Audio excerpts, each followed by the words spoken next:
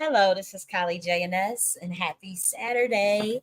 And so we are back with our third video today, and we are going to be covering a pretty heavy duty topic, I have to say, and it relates to um, dealing with uh, mind control. And so, to be honest, we're going to be talking about how does one break mind control. In particular, we're going to be talking about MK Ultra and what is MK Ultra, like what is the history of the mind control program, from high levels to low levels. But we're going to be talking about how one can undo subliminal mind control, subliminal mind programming that occurred on small scales, on big scales. And so we're going to first start by breaking down like what is MK Ultra. And so we may have heard about it, and there's a lot of scuttlebutt around the origins and the history, but we do know that it was a program that was developed around 1953. It's called Project MK Ultra, and it was developed. It began in 1953. It was halted in 1973 on the record, supposedly. And so, what we do know is that there was, in particular fields like the medical field and psychological field, and even the military and intelligence, there was human experimentation designed on citizens unknowingly, uh, carried out mainly by the CIA to develop procedures of mind control, essentially, different types of experiments, um, wanting to also understand how the mind works, how to identify drugs that could be used to control individuals. Um, and so it was used to pretty much manipulate mental states and brain functions of people. That could have been through psychoactive drugs, electroshocks, sensory deprivation, isolation, verbal abuse, hypnosis. Um, and there's also an occult aspect to this as well. And so we're going to cover both. And so when we talk about Project MK Ultra, it was a pervasive like experiment, if you ask me, and it was preceded by Project Artichoke, and it was again coordinated by the CIA and with the United States Army. And so obviously this was an illegal program. It was halted, supposedly, but in many ways, I would say that the program may have morphed, and so we do know that it had morphed into like Project Phoenix and Project MK Search and all that. And so, even though it ended on the records, the concept behind mind control is still used by secret societies. It's still used by the occult. It's still used possibly in black ops programs that are a part of the government. Secret military programs, probably. It's heavy shit. Now, the information for MK Ultra was declassified in 2001, um, due to the Freedom of Information Act. And so we're talking about 20,000 documents relating to MK Ultra was declassified in 2001. So this was a real program. It again, it was totally illegal. It involved U.S. citizens. And it also involved about 80 institutions from the military, including colleges, universities, hospitals, prisons, pharmaceutical companies, and whatnot. Again, and as well as secret societies. I mean, it was horrible. Even talking about it makes me uncomfortable. As you can see, I'm stuttering more than usual. But yes, MK Ultra, again, it was carried out under the guise of research with the help of so many institutions, and it became public. And so there was a United States Congress hearing. There was a investigations that were deemed that, and it was found that there were many illegal activities that took place. Now, the origins of the project in terms of mind control did come from work done in Auschwitz in the 1940s, due to the unfortunate situation that was going over there, in Auschwitz. And so they did start to experiment in Germany, and there was a lot of experiments that used a lot of drugs like morphine, hallucinogenics, and it was used on prisoners of war, and so they were trying to develop a truth serum and experiment with mind and whatnot. And they actually, the US recruited some German scientists to work in Operation Paperclip. And so, they started to get their hands on, these on information relating to the occult, because the Nazis were heavily involved in the occult, as well as Nazi experiments in terms of drugs on the mind, and different sort of methods to control the mind, whether that be through sensory deprivation, whatnot, and mental abuse.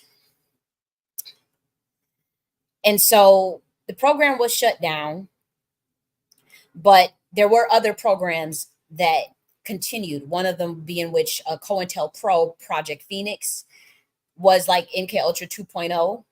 Then you had MK Delta program, and you also had MK Search, MK Often, MK Chickwit. It's still, is ongoing. And now I would say, this is more so subjective, but in many ways, it's like when we think about mind control, even subliminal mind programming, it's so pervasive in covert, even the way, even the system itself is automated, like the K to 12 program. That's a program. It's a programming. The same curriculum is getting taught, throughout the system, and it's repetitive. It's habitual in a sense. It's like you're programming children. You're programming them from kindergarten to K 12, to 12.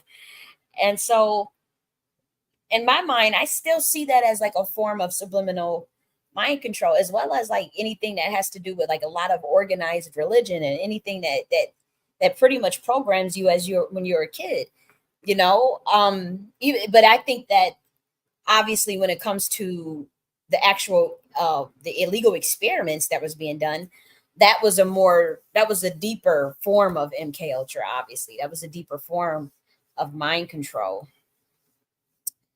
Now, again, the documents, they had to like spend about $10 million to settle a lot of these cases, for the victims of this mind control program. Again, over 30 institutions and universities were involved, and most of the people were unknowing citizens at all social levels, of all races. And so obviously that is highly illegal. And so it's suspected that this stuff still goes on, with secret societies and with other, black ops programs, perhaps, or even with, continuations of COINTELPRO, that this type of thing is still going on. And as you can see, mind control history and applications, you see on your screen where it started in the 1950s, and then you see how it morphed. You see how it morphed into, again, you see MK Search, MK Delta, Project Artichoke. And you see there's always elements of, the occult in this. You see Project Monarch, that started in 1999, Nazi mind control. Then you have the founder of Scientology, L. Ron Hubbard. A lot of people don't know that Scientology is heavily rooted in mind control practice as well. So it's deep. You see the history on your screen.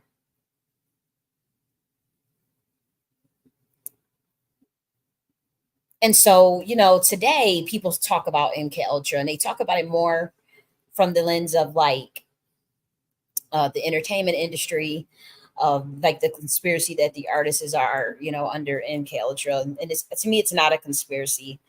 It's definitely something that occurs. Again, the practice of MK Ultra is multifaceted in the sense is you have a scientific component of it that's obviously psychological, but you also have a component of it that is deeply occultic, you know, and those modalities, it's that's a real the modalities used for the occult level goes much deeper because we're talking about control of someone's consciousness, control of not just what they think, but what they do and why they think it.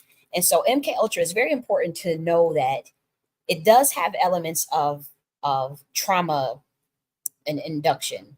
So it's in trauma induced mind control.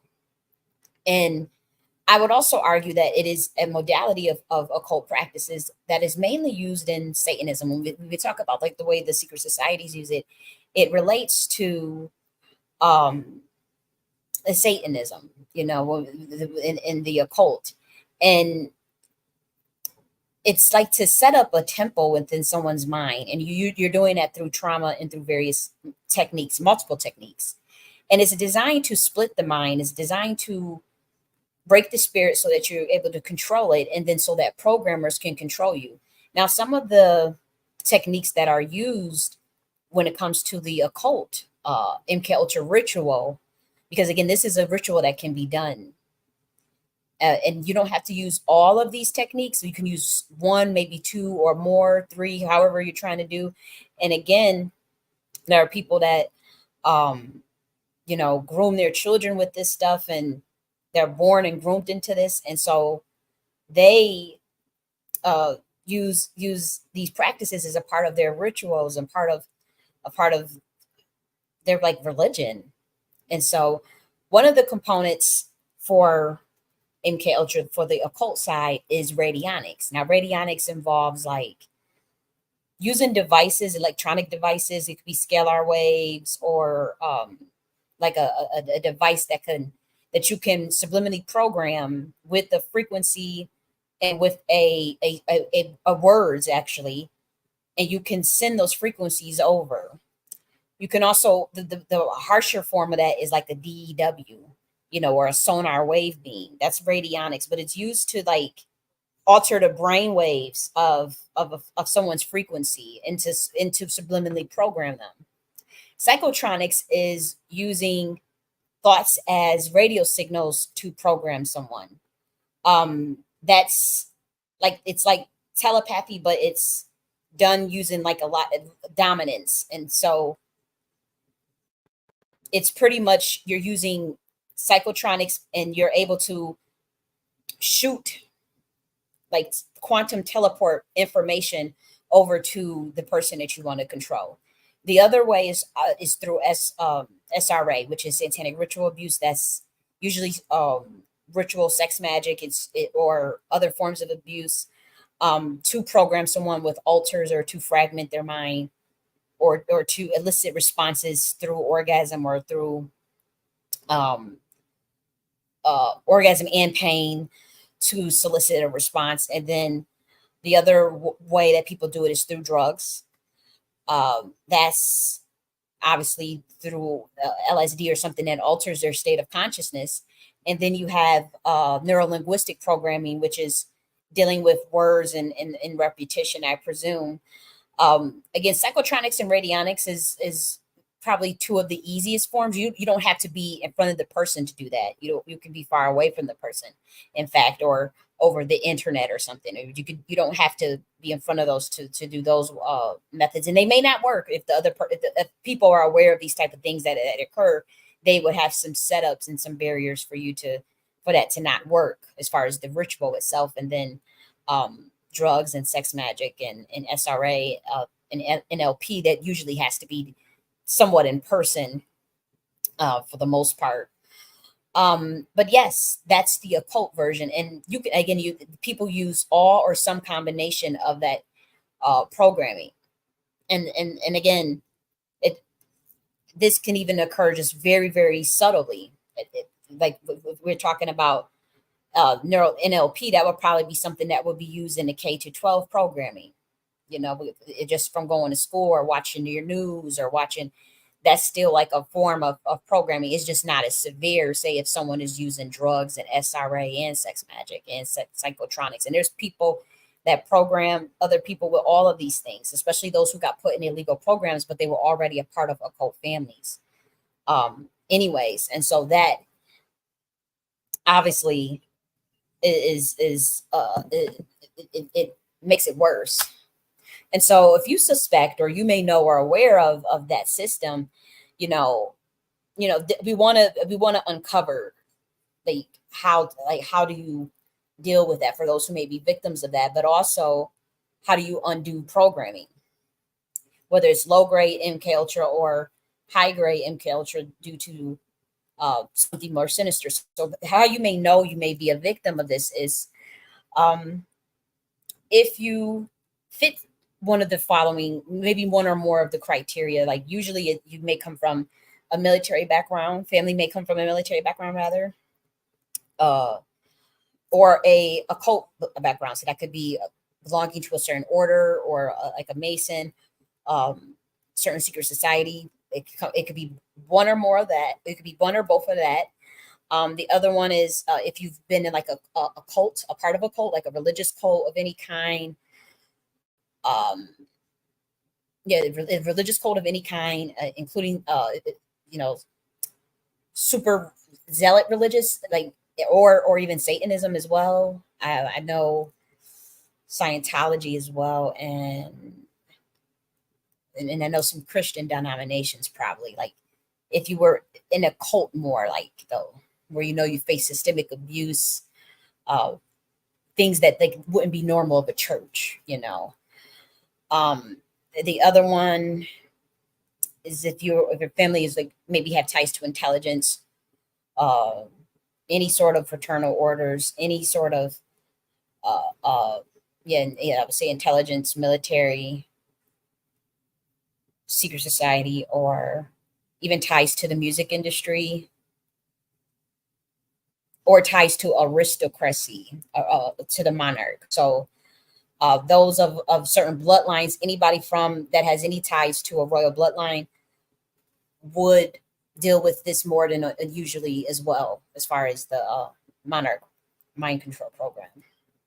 And so that's another thing you want to check. And you'll know that through surnames that occur, your surname, your coat of arms, if it occurs in certain books or certain heraldry books in Britain, you'll know that. And so we'll cover a little bit of what that looks like actually in this video in terms of like how you can look to see if your surname is in like the royal heraldry book, which is usually they call the House of Dimes. And so we'll cover that Domesday book. We'll cover that in this video actually for those that suspect that like most likely just for Black Americans, your last name is in that book. Or your first and your last name is in that book. And so we'll talk about that book. I did in this channel. We'll actually review some of that video because it's going to be relevant. Because again,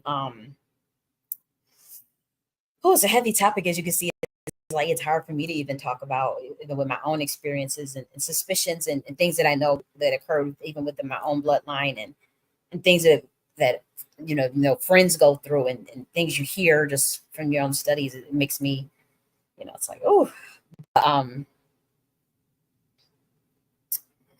yeah, if you come from, we'll review like the royal bloodline component of this because that's actually very important. And also another way you may know is if you went to certain institutions that were notoriously involved with the MK Ultra program. So like Columbia University, which is my alma mater. I went to Columbia University. Um, other schools. I wanted there's quite a bit. There's many institutions involved. There's many hospitals, and so if you find yourself, maybe you come from a family that has a couple of these things, military, they work in medical, they were in a fraternity or a secret society, you realize those things. You know, you may and you notice odd things in your life, or you just suspect. Maybe you just suspect, or if you're in a foster care system, that's another one too. If you were in a foster care system at any point, or a ward of the state for quite a bit of time, you also, you know, you may also have been subjected to this program because it was ongoing, you know. But then again, different factions, you know, of society do know these rituals, because these rituals are occult rituals that you just use on others for dominance, for mind control. And so, of course, this information starts with the occult. And yeah, they studied it in Nazi Germany and was perfecting it, and you know, and you know, experimenting on people. And then they brought the scientists over to the U.S. And so, you know, and then the scientists in the U.S. Set up programs, illegal programs, but they had secret society over here that knew that knowledge too. It's called dark psychology, though. Those that it, this the sciences itself is reversed engineered from the original monarch mentalism, which I wrote about in my book, The Alternative to Freemasonry. Uh, this science was reversed engineered, and so I'm not going to talk about the original monarch mentalism so much in this video, because I don't want to conflate the two, and I don't want the negative connotation that MK Ultra has to bleed onto that. But I do talk heavily in that book about the MK Ultra program, as well as the original monarch mentalism that was for the royal bloodlines, for their rulership. And when that knowledge got stolen and took in reversed engineered, it was still used on royal bloodlines, but it was used to mind control them, to control them, and also to swipe the identity as well, to bind those identities. And so when you have to look at that surname as well, and look, see if you got a coat of arms. Even if the coat of arms go back to Spain or Ireland or Britain, you want to look at that. Then you want to study the origin of that name. Then go look at throughout your genealogy and see what other surnames you have, and do the same thing. And you'll put the tapestry together. But if you notice your name in certain books that was kept in the Westminster Abbey Palace, which is the British monarch palace, that's when you realize that, you know, you may be put in, you know, you may have been affected by these type of programs. And again, it's very subtle, because if you do one generation, if you MK Ultra one generation, it can last up to 3 generations in terms of passing down the codes through the epigenetics, through the memory cell consciousness. It can get passed down at least to 3 generations, you know. And so those are called bloodliners, and those who went the first generation that went through that process, they may not have to do the second and the third generation for it to have the same effect. And so if you grew up hearing your parents or somebody in your family talk about how they face systemic abuse by their parents, and they talk about like how, you know, they were trafficked or something, or you have trauma in your family, and you know that the family is military or something. Like, you may, if you notice those type of things, or if you notice the family come from an occult background or something, and you hear them, they talk about systemic child abuse that they experience, like this, a lot of child abuse, you know, they may, you know, be affected by that. And then it may pass on to the other generation, or to the next generation, even though that generation did not experience that particular traumas. And so again, it's set up, mind control is set up in a way where those who are programmers, they learn a series of occult practices that could be radionics, psychotronics, how to perform sex magic ceremonies, ceremonial magic, satanic ritual abuse, drug administration, neurolinguistic programming. They know they're experts in one or more of these techniques, and they use it on people so they can mind control them. You know, that could be it's rampant. It occurs in politics. It occurs in the music industry and the entertainment industry. It occurs a lot with the secret societies, in certain cults. They use these things on people. Sometimes the people don't even know, especially if you're dealing with radionics and psychotronics. And say somebody wants to do a MK Ultra ritual on you, um, to try to create some sort of brain entrainment with you. They can do that over the airways or through a radionics machine. They don't have to be in front of you. Same with psychotronics. And so, sometimes when people say they feel like they might be under psychic attack, or say they felt the person was thinking about them or something like that, that could be one of them situations. And so, if you suspect, again, you may not even have any concrete evidence, because what happens is sometimes you may get flashback, you may get a break in consciousness, or a lapse in consciousness, where you remember certain things, or you just know certain things, like a floodgate. And then if you try to you don't keep it in, you end up sharing it. But then when you come to come down, you realize, like, okay, oh my gosh, like, what happened? And so those are all things to think about. So you may be aware that you may are a victim of this, but even if not, this video may help, because it does. We talk about, like, how MK Ultra is also used to, like, create alters in someone. So it's not just like the actual aspect of mind control to control what someone thinks, but also the trauma that is used to induce the mind control is there to, like, create an alter, or to create multiple personalities, rather. And so those alters can just be random personalities, or they can be something where someone literally inserted specific entities into that person. So that could be like high level prince demons, or high level deities, or high level egregores into that person, or low level, through that's usually sex magic. That's usually trauma sex magic. Um and so people would be able, people would fragment someone's mind through the sex magic and through the abuse, and be able to insert the fragmentation there, or insert the alters there as well. And then the alters, um again, they're usually split personalities that are not aware of one another. They sometimes, again, they're just have random names, or sometimes if it's like through the occult, like a real, like someone that may have more knowledge of what they're doing, they'll literally attach actual octaves of resonance to. It's usually demonic,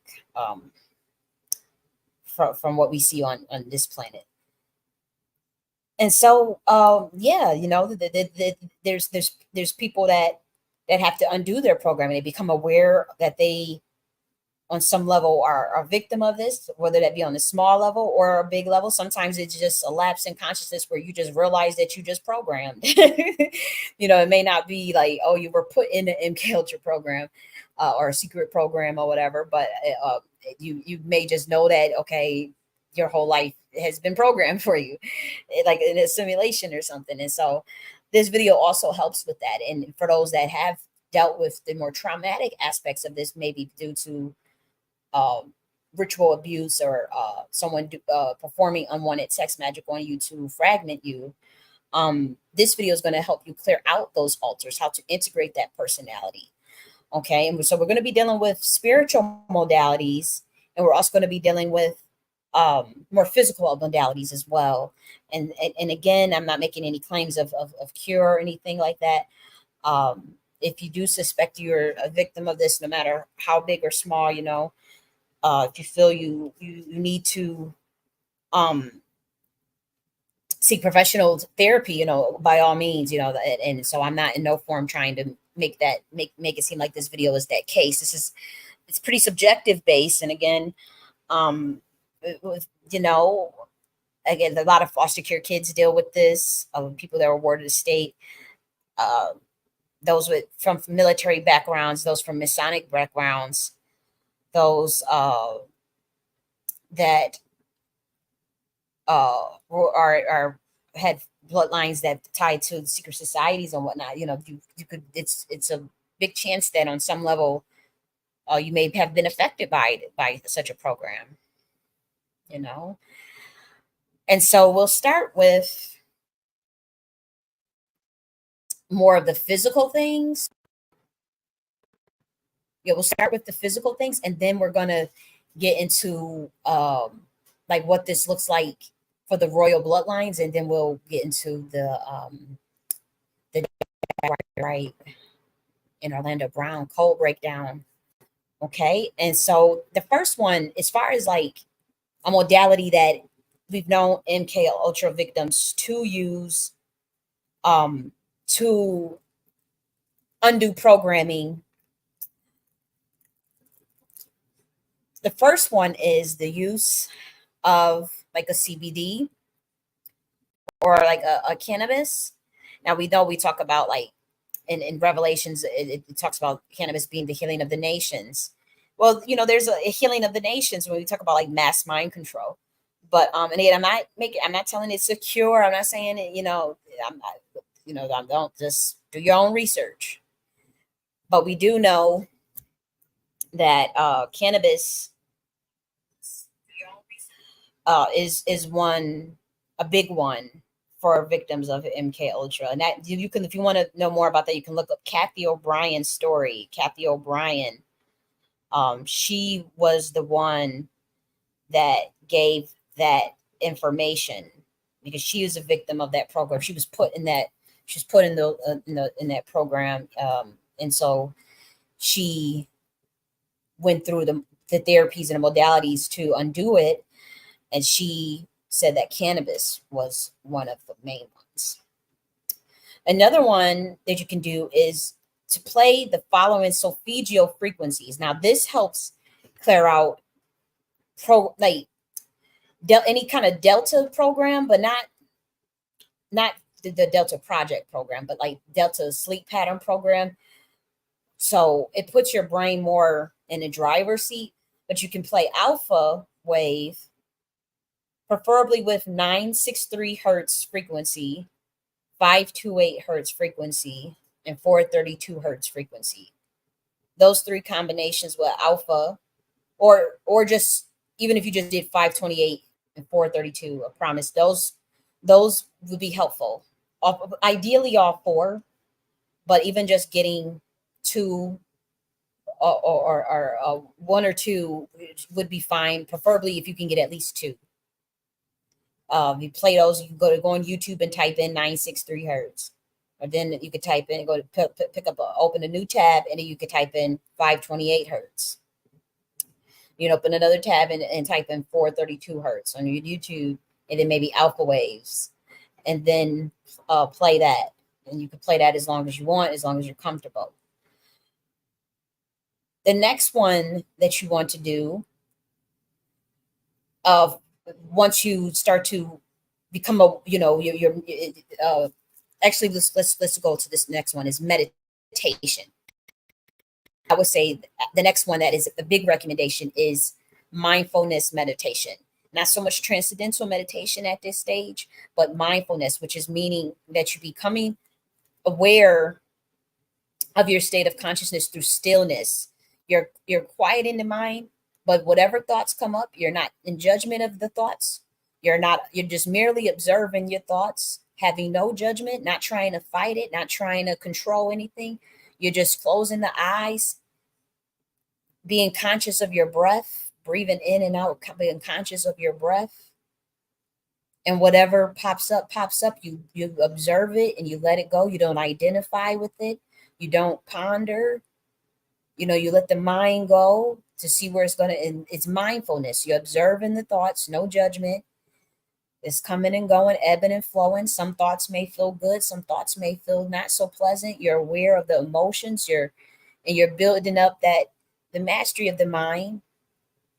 And then also clearing of the subconscious junk, because your brain does go into like a theta wave, and the theta, that's more of the meditation, and the mind starts to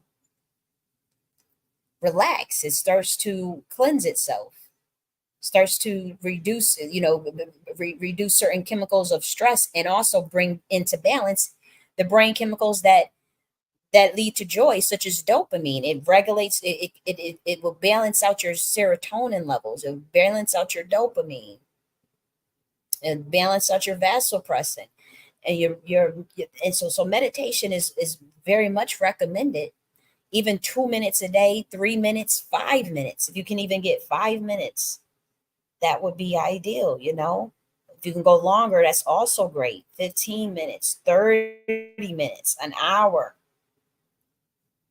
The longest meditation I ever did uh, was 8 hours in a park, in a tree, by a tree, and just zoned out, zooted and booted. I was glorious. And so, that meditation feels good, but not every time, I only need that. Like, I needed to charge. It's like, I needed to charge. So I needed to be out at that tree. But, even if you could get 15 minutes and 20, 30, it's never about, it's about the quality, not so much the length. It's about the quality of the meditation and how you feel. And so you type in mindfulness meditation.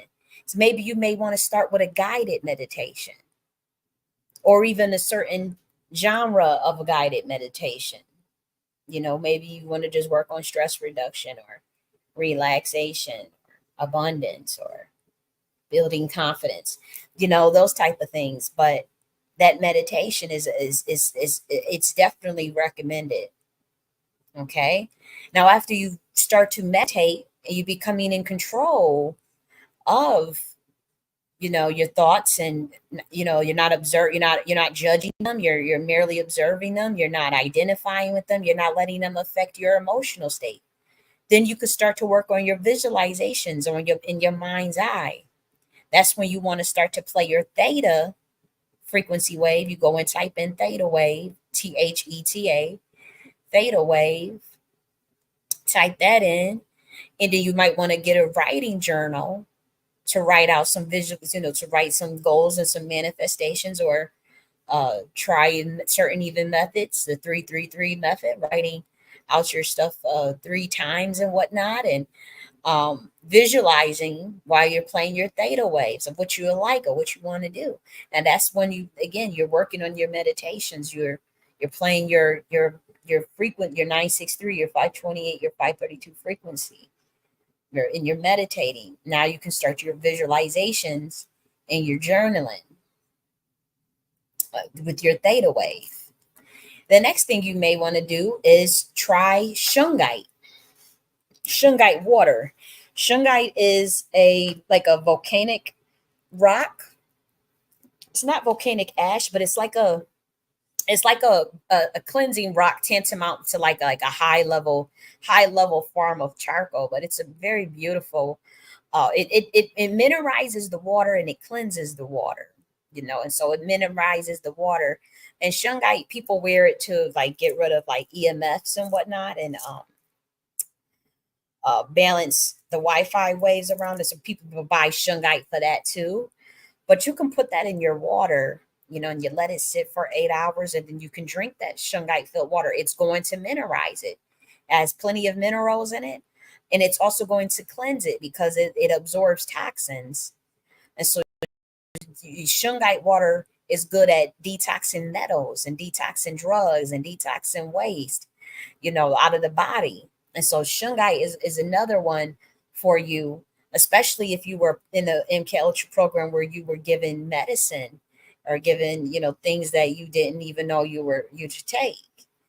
And so that would be another one. The next one is parasite cleanse formulas. So that could be your wormwood, your par de arco, your black walnut, your oregano, your papaya seeds. Okay. The anything that cleanses out the parasite, pumpkin seeds, garlic, and so the parasite cleanse, that also will help because it's especially like say if you had like some sort of nanite technology, a lot of people they get like they'll get some nanite technology in them, and so they or nanobot, self formulating nanobot. And this actually has there was a lawsuit that filed that won this case, so this is not just a conspiracy. Like there was a lawsuit that a lady filed that proved that there was like nanopods inserted illegally into her without her knowledge as a part of like some form of mind control programming. And so she had won her case. They proved it. The doctors confirmed it. They had to do that. They showed it on like the X-rays and the pictures of the nanobots assembling in her, and she won her case. And so you may need these parasites cleanses, glutathione, NAC, and again, I'm not making no claims. I'm saying do your research. But that's known to kind of flesh out, like that type of technology, especially the old school one. That was the old school days. A lot of that stuff when they was experimenting with them nanobots, like in the 70s and 80s, that shit kind of died out on its own. So if you suspect you were in a program, like especially if like maybe like I know a person that had told me that they suspected that they like some chip was put in them when they was a kid, and they was telling me about some nanite stuff. And I remember I was looking at them like they had lost their mind. But now that I'm more aware, I'm kind of, like, damn, I wish I would have took them more serious. But you know, that's like when she said that, I was like, what you talking about? She was like, yeah. And then another person came forward and said this. I'm like, what in the world? But there's people that filed lawsuits on that. There's people that, and won. And then it's something that have heard multiple citizens. There's shows on it. I want to say the 4400. Yeah, the 4400. That's a show. They talk about nanites, and that show came out in 2004, right? When did the 4400 come out in 2004? Or 2000? It's old, and they was talking about nanite technology that is shot that you give them a shot and then they start to hijack your consciousness. They was talking about that shit in 2004. So it's not too far fetched. And so parasite cleanses are excellent for that. I actually because I take a couple things. Let me get. Man, they got a couple of stuff that's really good out there, that people can look into as far as, you know, parasite cleanse. It got a bayberry root, clove, bud, black walnut is always a big one. Black walnut huzz is usually going to be in all of your parasite cleanse. Caprylic acid, paw de arco, grapefruit seed extract, of course, and then garlic. And then for maybe if you were looking more um, to deal with your liver, you may want to do the skull cap and dandelion, milk thistle, fennel, Chinese peony root, wild yam root extract. Mm-hmm. Dun quai root. And it's I take that. You haven't shaken it. I had that, I take that, and so, that's just for those that's really trying to detox from, nanite organisms that could be programmed. And some of that stuff just being probiotic, you'll be shocked. Like, and there's research on this that even a certain probiotic organisms can alter brain chemistry and the way you think. It's a known thing because your gut flora determines, your brain chemicals to an extent. Let's be real, your gut flora, that's something you can research and look up yourself. Your gut flora, like a lot of your nerves are in your gut, most of your nerves. And so acetylcholine is developed in the nerve. That's the fluid that flows up the spine that connects to your psychic brain, your pineal gland. Acetylcholine is developed in the gut. You know, your levels of depression could be determined by your gut health. As we, yeah, I ain't saying nothing new. Y'all already know that. And so that could be something that also you want to make sure to be on the up and up when dealing with being a victim of mind control of any kind. For the spiritual aspect, though, like for something more serious, you for those that say they maybe they want to say, for those that were in a satanic family, and then you want to get cleared out, you want to clear out altars, or you want to integrate your personality more. Obviously the meditation is going to help, but say if you're open to, say, a religious modality, you can tap into the Holy Spirit. See, the Holy Spirit, it makes you whole. It clears out altars, and it integrates the personality. It gives you back a blank slate, because the Holy Spirit is the pole of creation. So that will be where Creator God sits. The Holy Spirit is more of a divine feminine essence for me. It is a pole of creation energy, a primordial energy before light, and still in its abyss state. It's the rawest potential of creative energy, that is all sentient, that is infinite, and ultimately highly evolved, highly evolved in intelligence. And so we talk about needing to have a clear out of altars, a clear out of entities, a clear out of demonic entities. Maybe if you've come from a satanic family that abused you, or touched you inappropriately, insert altars in you, did things to you systematically, got you brainwashed, took you in programs, or you come from a military background. If you just need to clear out all that trauma, clear out altars, or even learn to regulate the altars. Sometimes, you call upon the Holy Spirit, you and she'll clear out all of that. It cleanses out in tranquil altars, due to the lack of integration, because that's your reboot. Like when the Holy Spirit fills you with an essence that reboots and resets the brain.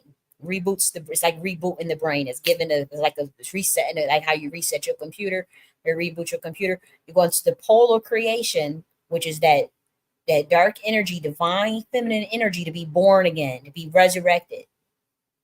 And so they're victims of Monarch programs, especially even priests of Melchizedek, believe it or not, had issues with the same thing, with their families putting them in the Monarch program, because this affects mainly a lot of the royal bloodlines, mainly bloodlines that took pacts with uh through oaths with satanic entities, as well as those in certain secret societies and whatnot.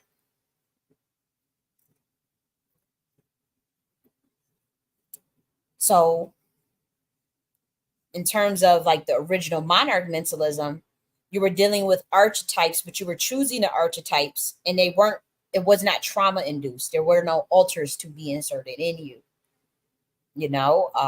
It wasn't something to control or mind control someone. It was more so like, what archetypes do you need to run an empire? And what energy do you need to be able to tap into? What dimensions do you need to be able to tap in at will to get information, high level information, that is needed for schematics, that is needed for creativity, governance, ideas, ritual, new sciences, new inventions, whatever. And you can do that as a team, or you can do that as an individual. But there was a series of processes. I talk about this in my book, The Alternative to Freemasonry, what that looks like. And so it's heavy stuff. But like if someone, like, if they know that they have like different personalities and whatnot, for more of the for clearing out of the altars, or clearing out of these different entities, especially if you're a victim of sexual abuse and this has occurred, the Holy Spirit, a simple prayer to the Holy Spirit, uh it's a rebooting. That's a primordial essence. It's a primordial energy. So just think of the pole of creation, of where you could possibly come from, the highest form of where this all started, how this all started, how it all got created, how it all, that level. That's a high level, very primordial first level. Like, it's like you're going to the dome asking for that reset and that reboot of your computer brain, clearing out all viruses, all junk mail, all programming, all anything that does not need to be there. And you're transmuting it. And then you may even want to ask Holy Spirit to correct the programming, or to put in archetypes that will help you live out your truest purpose and your truest desires, truest goals that are in alignment with the will of God. And so, you know, certain bloodlines, certain families, their child or the children may have been secretly sold to the government or in CIA programs, or the family may be from like an occult bloodline, and they may have sacrificed the child's birthright to, like, say, certain deities. That could be a goddess from any pantheon. It could be Oya, it could be whatever. Whether or not that deity asks for that is not even the issue. That's obviously, that for the most part, no. But this is the practices that some people may have thought were warranted. And so, you'll hear stories of, like, some women will say, oh, I was sacrificed to a war god. And sometimes those war gods, say if it's like a Sekhmet, or say like a Kalima or something, where those practices would be kind of odd to them. What was happening is they were just taking those victims that were being given to them and teaching them the original monarch mentalism. Not all bloodlines. You have to be chosen for that. It's a very high level of information to have, because that is a person that gets access to like a galactic level database, a universal level database of quantum information from every dimension, omniverse, exoverse. They got access to the exoverse. They got access to chaos intelligence realm, which is the polar creation realm. They got access to all the different dimensions that they need to get to. And so you have to be chosen for that. And they were teaching original monarch mentalism. Pretty much any sort of alter or traumas that anyone tried to do, it will get immediately deleted.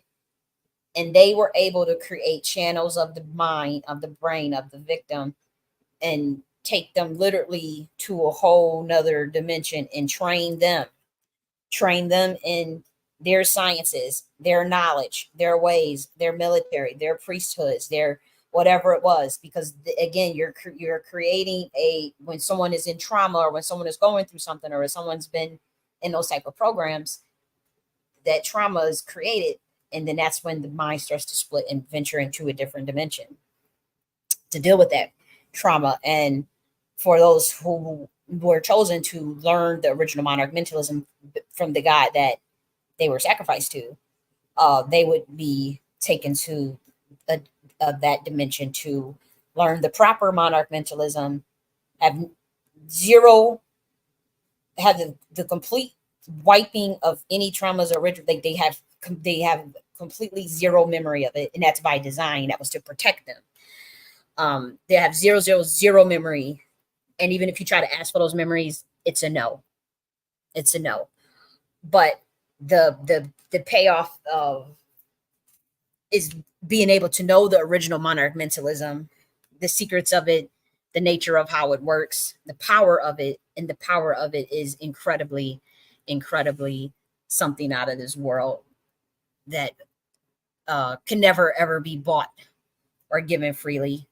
That's something that they decide, and only a victim that they took great compassion on would be chosen. But also the soul of that person is considered the life reviews, the past lives, all of that is considered as well. And the work that they do, or even who they were in a past life, maybe the clearance of the soul is actually already old enough to be able, had earned to learn that level of information. Because monarch mentalism prepares you not only to be able to create parallel universes, interdimensional travel through consciousness, quantum teleportation, quantum entanglement, quantum superpositioning, astral travel, while in consciousness, through the exoverse, multiverse, omniverse, the creation of egregores, creation of dimensions, the creation of the control over other dimensions, the control over planets.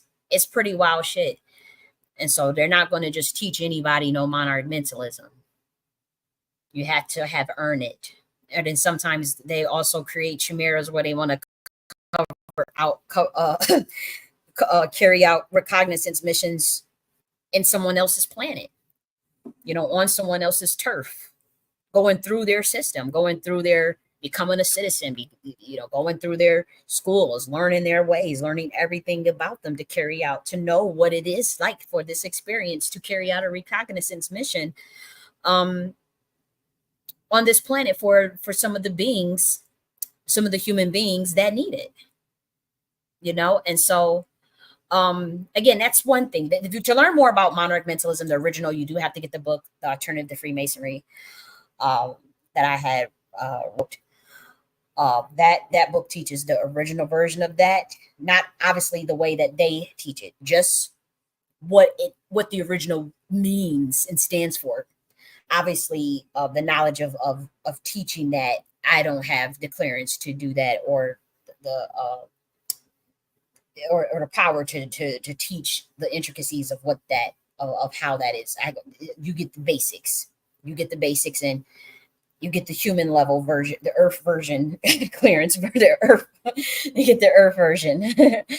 But yes, for those that are more so don't care about archetypes and dimensions and all that stuff, then you could just ask Holy Spirit to help integrate your personality, all your conscious mind, your subconscious mind, your auto conscious mind, your ego, to become completely in tune with yourself, to know who you are, to appreciate who you are, to love your soul, and to recall your energy, reclaim your energy, and call back your soul from manipulation and from your time and energy. Call back your DNA, cancel out the plans of whatever someone has against you, and build that relationship with that primordial Godhead, or the creator God, or Holy Spirit, whatever you want to call her. But connecting to that. And for me, that's like the pole of creation of creator God, being born again. And for me, for those of us that were at a certain level, also the ability to know about archetypes, to know how to program a matrix through the divine feminine. Okay. And as some of us, if you know that you are a descendant of the priest of Melchizedek, or say like a descendant of Sephardic Moorish bloodline, or bloodline of certain tribes, what's the other one? Mason bloodline, Chaldean Magi bloodline. You may want to know more about the archetype building. There's a lot of people that people suspect was a victim of the Monarch program. A lot of people suspect many of the Disney kids, the Disney stars, they're not Disney stars, but like child stars, are victims of these type of programs. And it's unfortunate, again, because it involves like this occult aspect of it. And there's a satanic aspect of MK Ultra, which is using more so the rituals.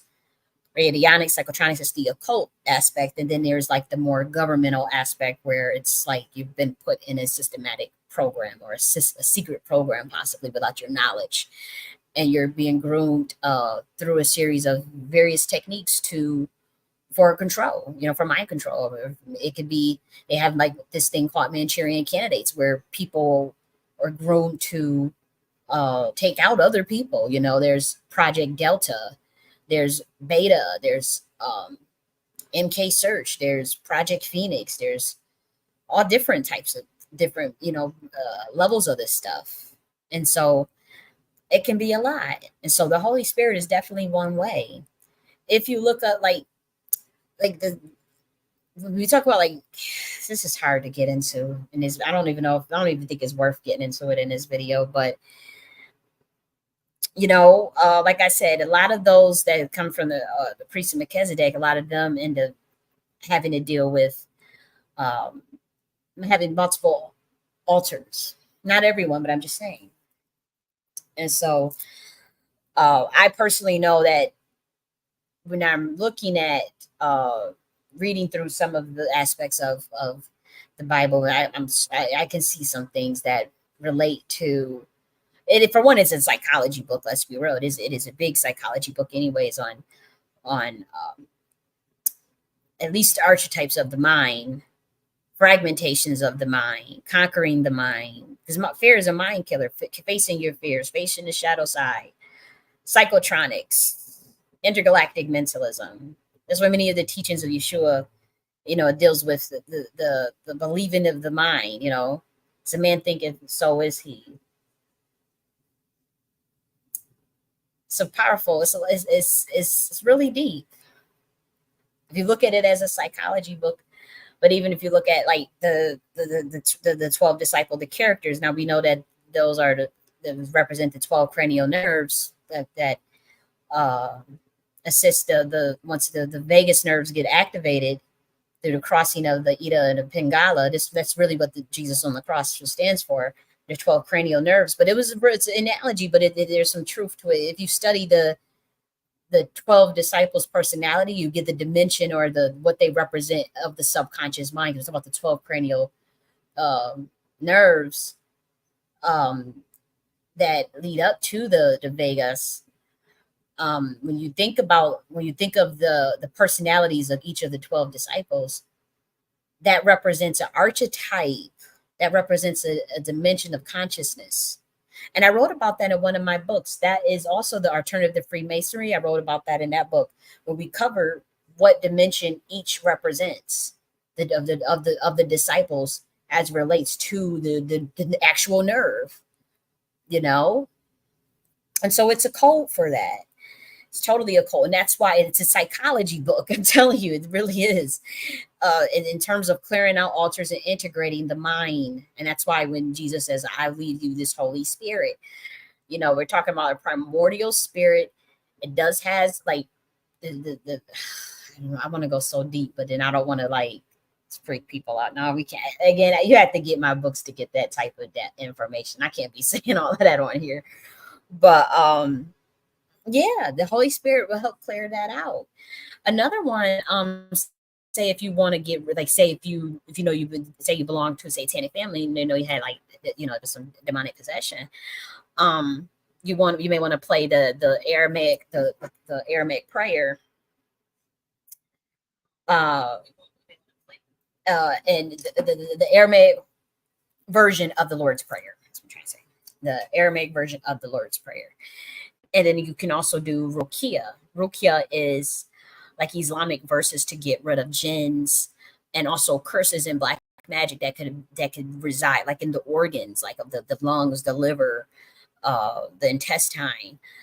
The Rukia, there's a series of Quranic verses that are recited usually in a musical cadence that drive out jinns, and jinns are like um, entities that usually can reside uh, in a person for nefarious reasons. So it could be as a result of someone doing black magic or someone trying to that's usually the effects of psychotronics, believe it or not. When someone has jinns infested in them, particularly like say the organs or the lungs and stuff, that's usually because someone is using psychotronics on you. And so Rukia deals with very good for psychotronics. And that's been known for thousands of years. You can go on Google right now and type in Rukia. That's Rukyah. As soon as you type that in, you'll start to see, different types of Rukias. They got some for like for just evil eye, for just black magic, for to get rid of jinns, to get rid of metaphysical diseases like say back pain or jinns in the lungs or the stomach, or it's interesting, but it's cool. I've been using. I love that Rukia. And again, even if you just think you have small amount, you don't have to have necessarily been in an MK Ultra program, but like if you know that you're dealing with, uh, say a cult that try to mind control you, any form of mind control, any type of mind control that you ever dealt with, this will be beneficial. The last thing that I want to talk to you about is like the philosophy. That book is deals with programming of the mind, reprogramming of the mind, of your own mind, but also undoing programming of the mind as well. And so this is the esoteric studies department, but we do have, I wrote a book called The Naki Philosophy in 2020, and it was me how to become aware of my state of consciousness at a moment, a notice, and to explore what is it within the human condition that finds it dissatisfactory as it relates to the the surroundings, my environment. So I was thinking of like the way the mind works, but I was also thinking of like how does one first develop awareness of their consciousness?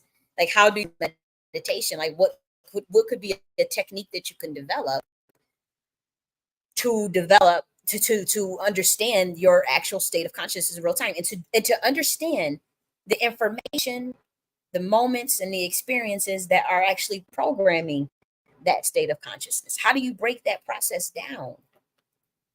How do you undo mind control programming and take over your subconscious mind to integrate it with your conscious mind for peace of mind, for great tranquility of the mind, to feel that peace, that nirvana, while literally in a physical consciousness, physical state still?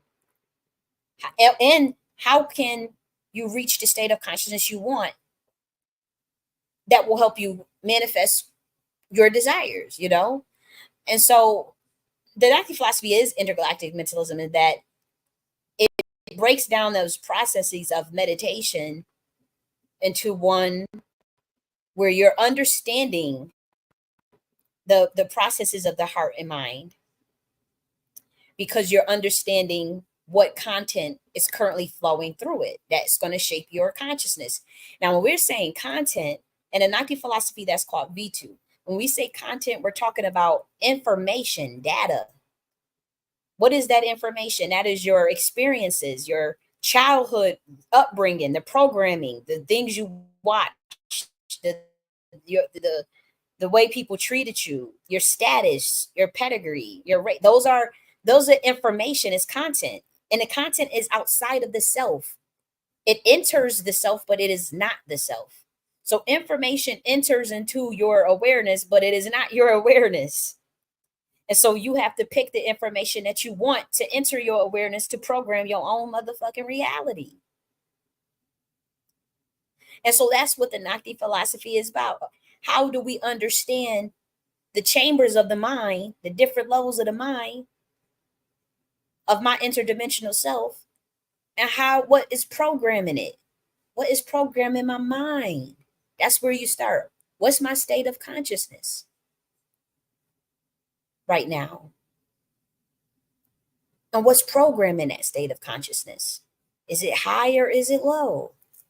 And then so you do that through that sets of selfment chart. That's called the chambers of self chart. We're gonna look at this chart very soon. That's the chart. That's the chambers of self chart. But let's go back up here.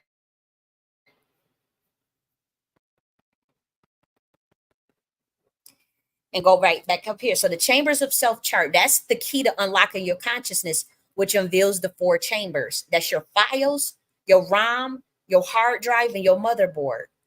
Now, guess what? Your files represent your conscious. That's what you see in your everyday reality. That's the programming that's around you, such as your status, your race, your pedigree, your job occupation, your class. That's the stuff that you are readily aware of, that you're aware of in real time. Your gender, But guess what? It's still content. That's the content that enters the first file of the chambers, which is your files, but it is not the self. Okay, it just entered in the one of the chambers of the mind. When you talk about the race, oh, I'm a black person. Oh, I'm a that's the black person. The black thing is the content. That's the information. It enters into the file because that's something you readily know you're aware of. It enters into the self, but it is not the self. It entered into your awareness, but it is not your awareness. That's your conscious mind. That's the files. The second one is the RAM.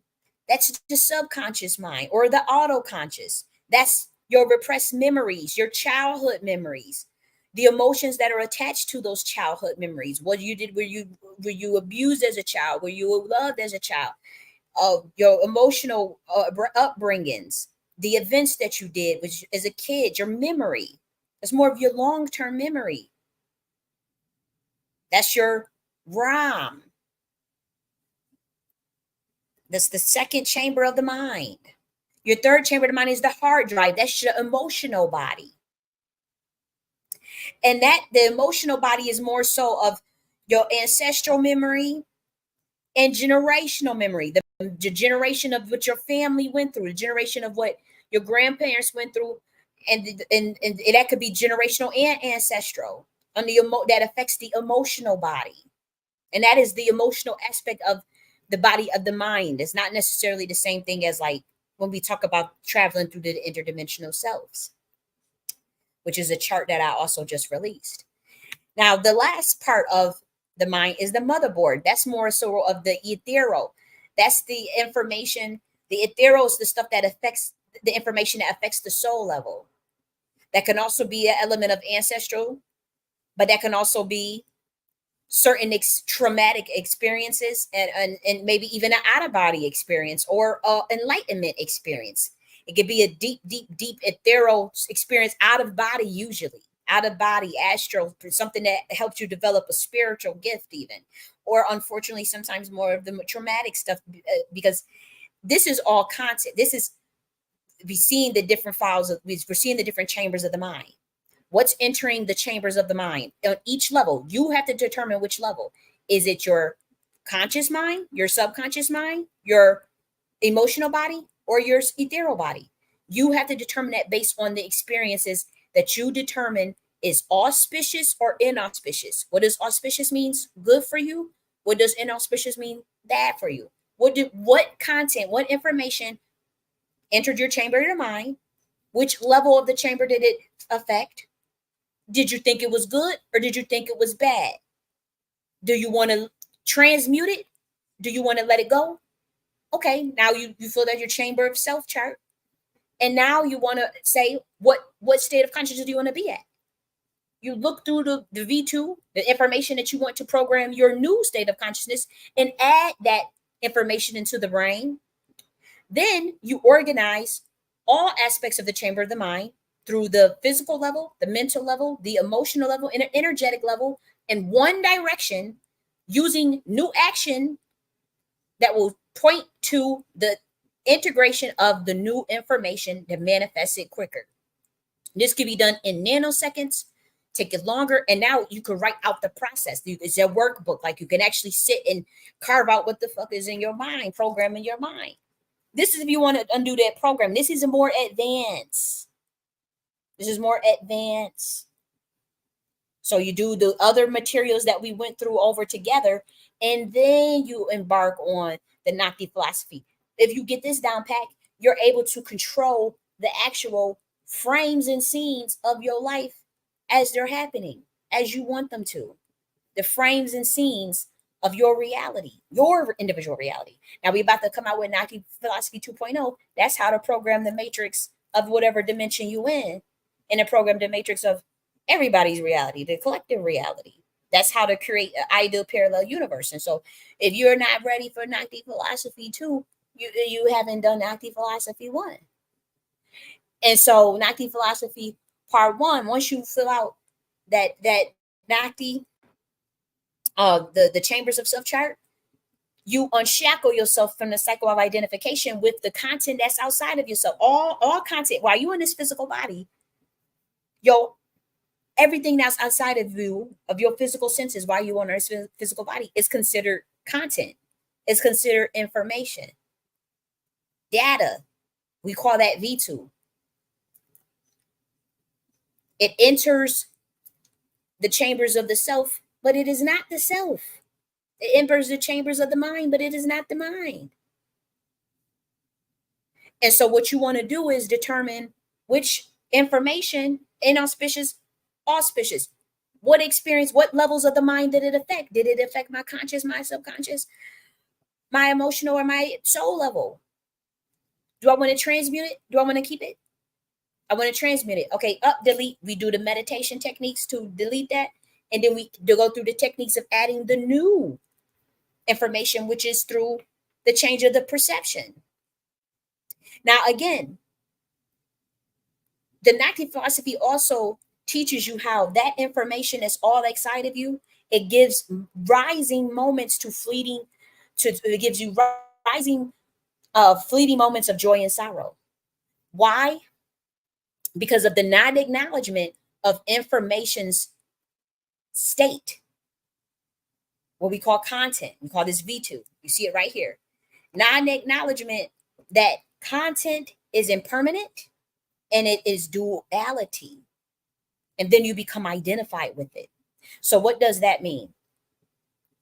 Information that's outside of you while you're in the physical body, it's either always changing, which is impermanent. It's always changing.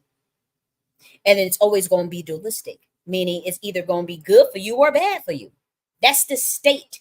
That is the primal state of information. Impermanence and duality.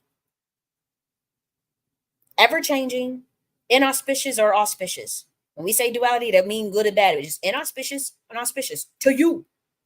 You get to determine that.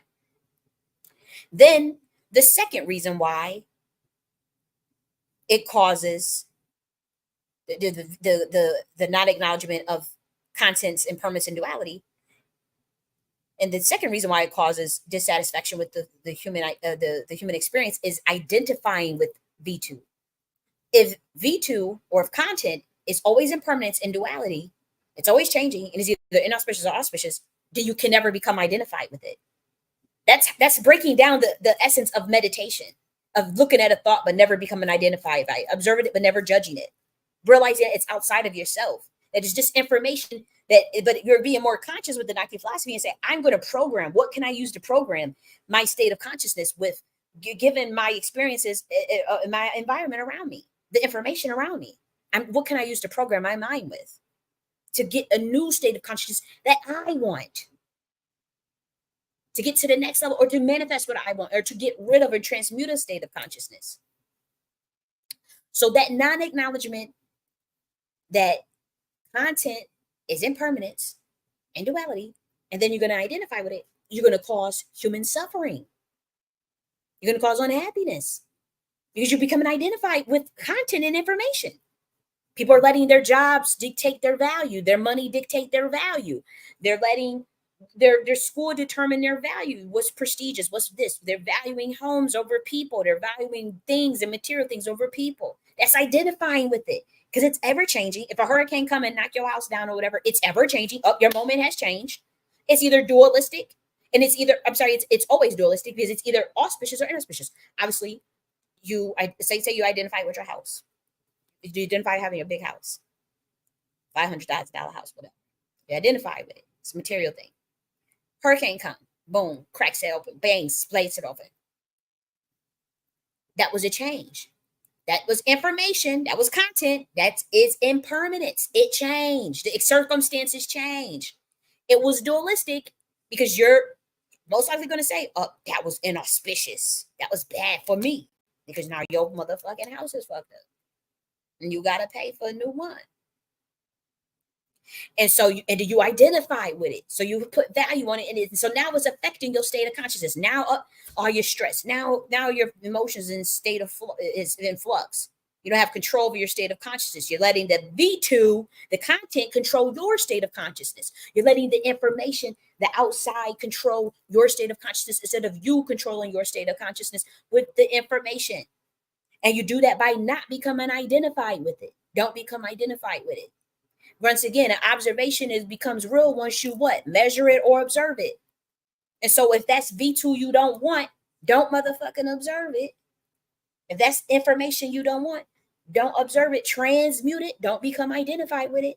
Realize that the nature of circumstances, the nature of information, the nature of content, which is anything that is outside of you while you're on a physical body, it is impermanence and it is dualistic.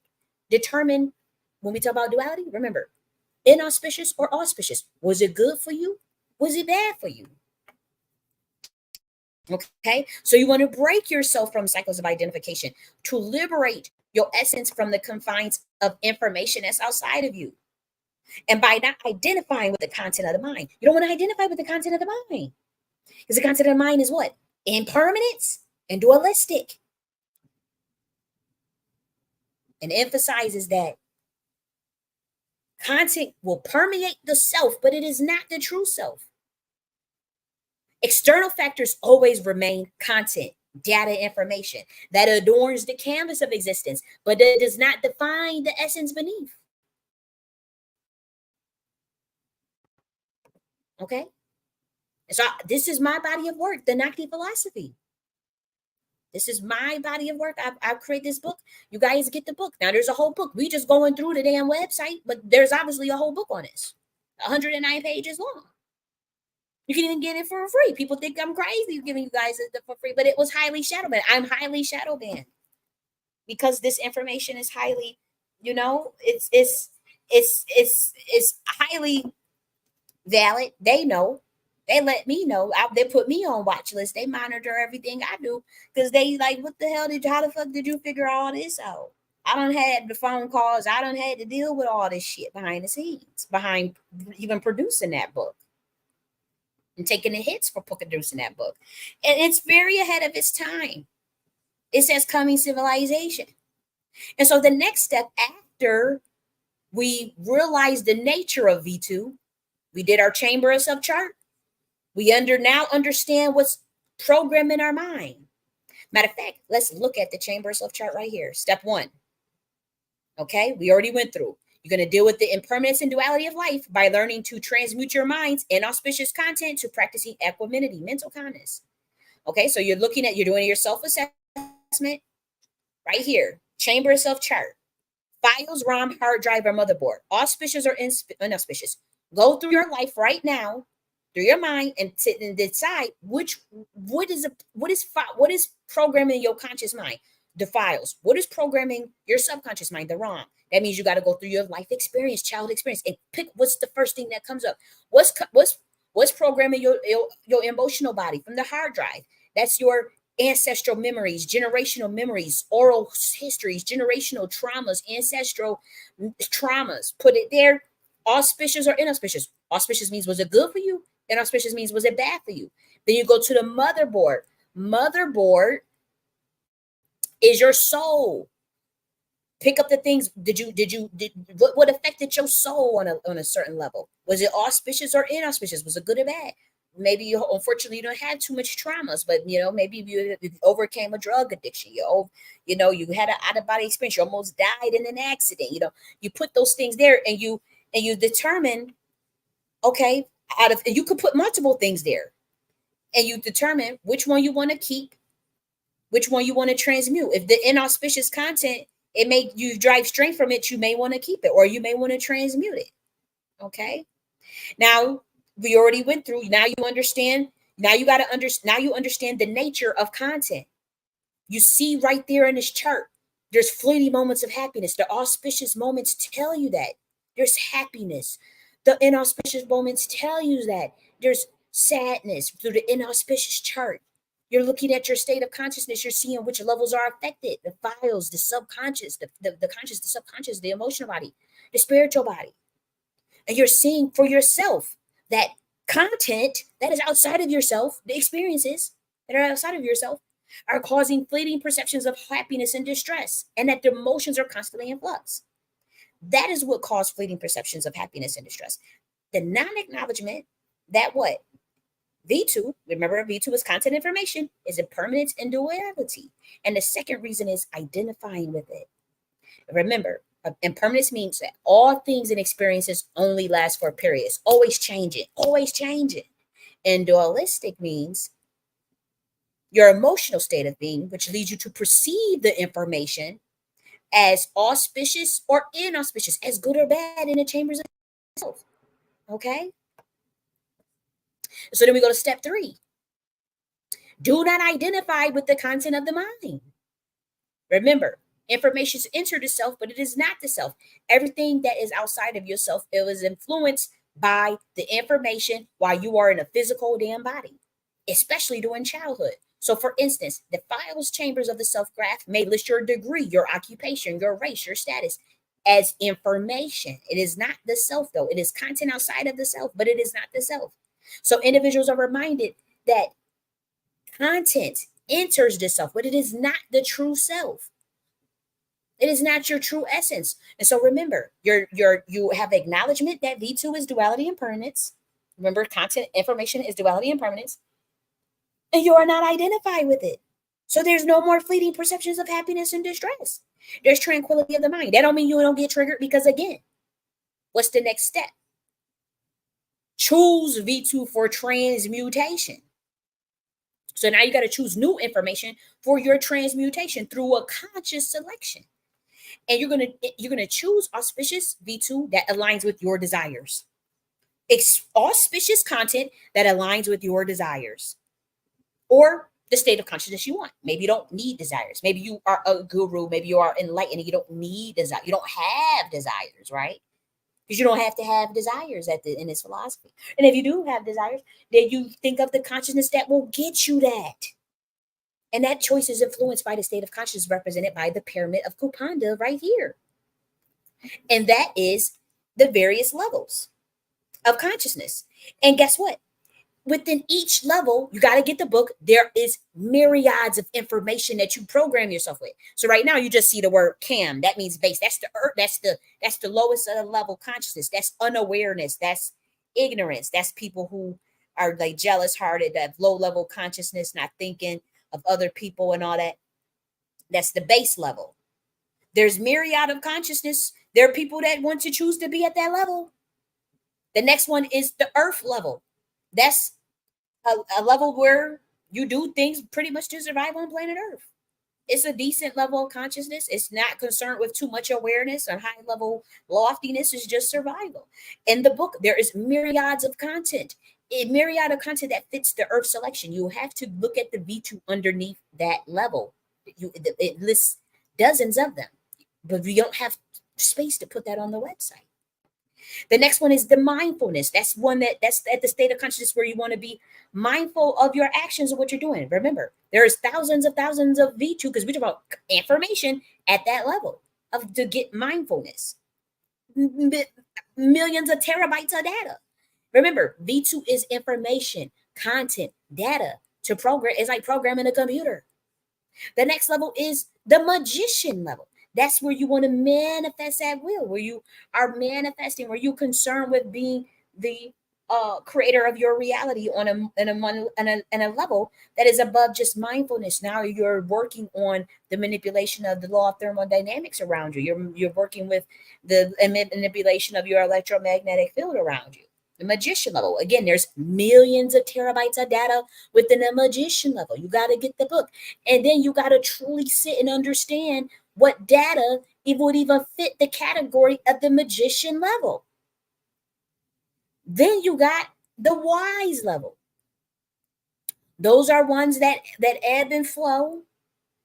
They know how to manifest at will, but they kind of pass the desire stage, and they're looking more so for, more of the hermit lifestyle, or more of ascetic, and they're winding down, and they're truly understanding what the consciousness is all about, and they're ready to transcend.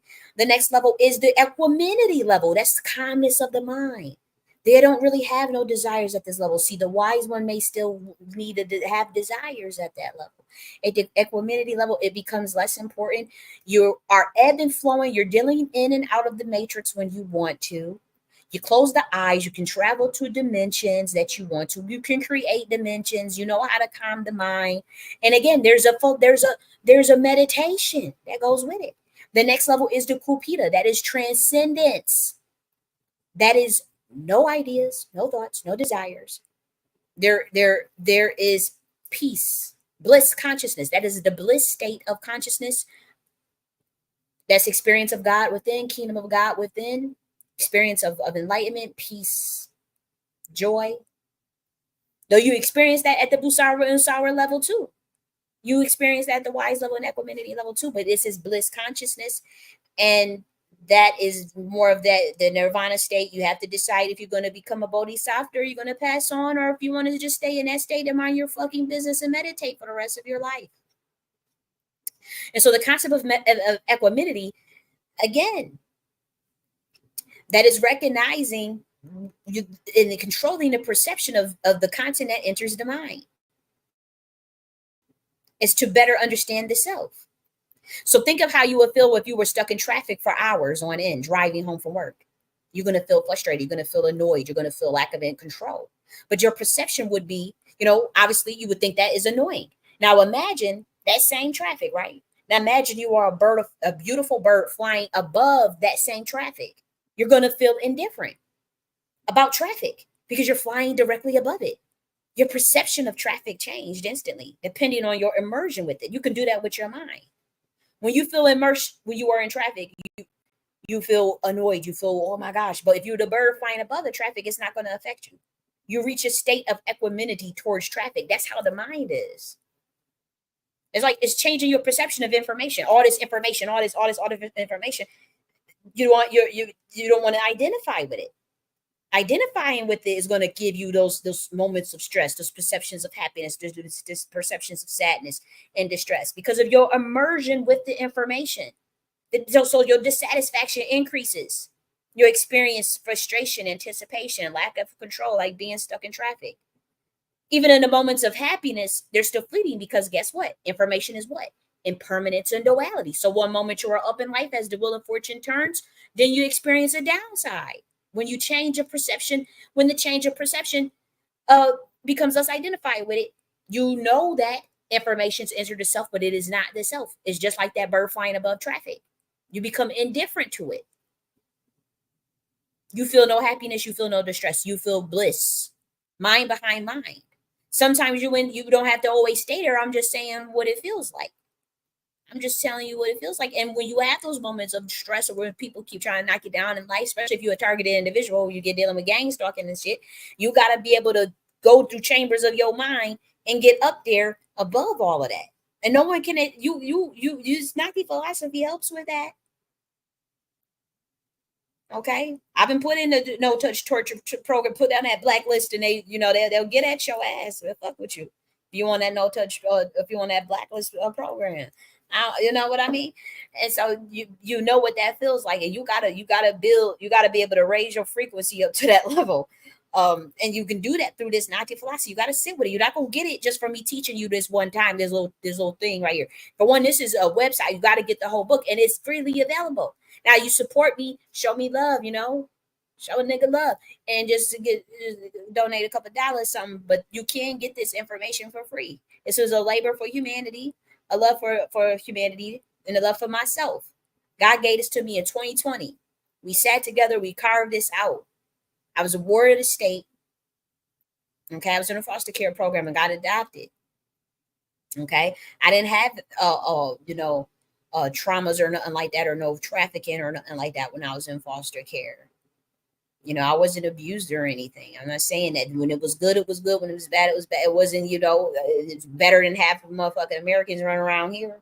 That what they had their parents. So I don't feel like I had much to complain about, but you deal with the things, you deal with things. And then sometimes also for the painful memories, you probably lessen them purposely, for all I know. But I do my bloodline as far as my biological family. I've always kept contact, and I know that we come from a Masonic bloodline. I know we come from a military background, and then we ended up in foster care. And I know that my dad walked away from a secret society, and that stuff started to kind of affect the way I was moving. Me, it kind of fell on me because they go after the kids too when you decide to break your oath.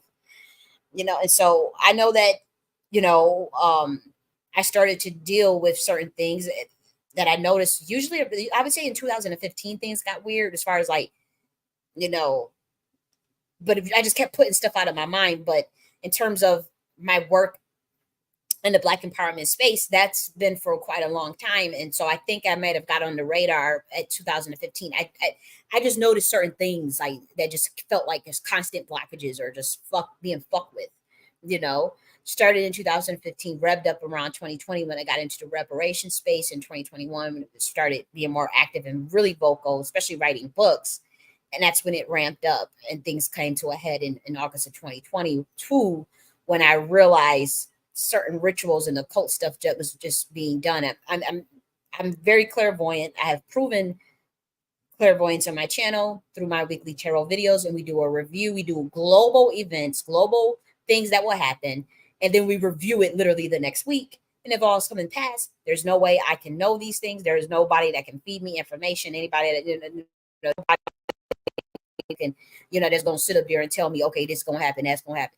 I wouldn't know those things. And so even with my reviews from some of my clients, they can attest to. I can at least bring 70 something reviews, at least 70 something now, showing where people have attested to, me knowing something. And I don't know everything. I don't know claim to, and I don't connect with everybody. I can't say I can see into everybody's shit. I can't. And I'm not trying to. But if we connect and you give me permission and you want advice or whatever way I can help, I will do that. And I've proven that on my channel that I can see global events, or at least on a weekly basis. It's very uncanny how accurate that is. It even shocks me. And so I'm studying this stuff myself as I'm a scholar. I'm in a PhD program. I have several master's degrees. And, look, so I'm a scholar. So I'm like, let's study this shit. I'm like probability distribution science, predictive program versus crafting simulation theory, game theory, information theory, programming computational algorithm of the universe. What's quantum teleportation? I'm like studying this shit in real time because I'm clearly seeing.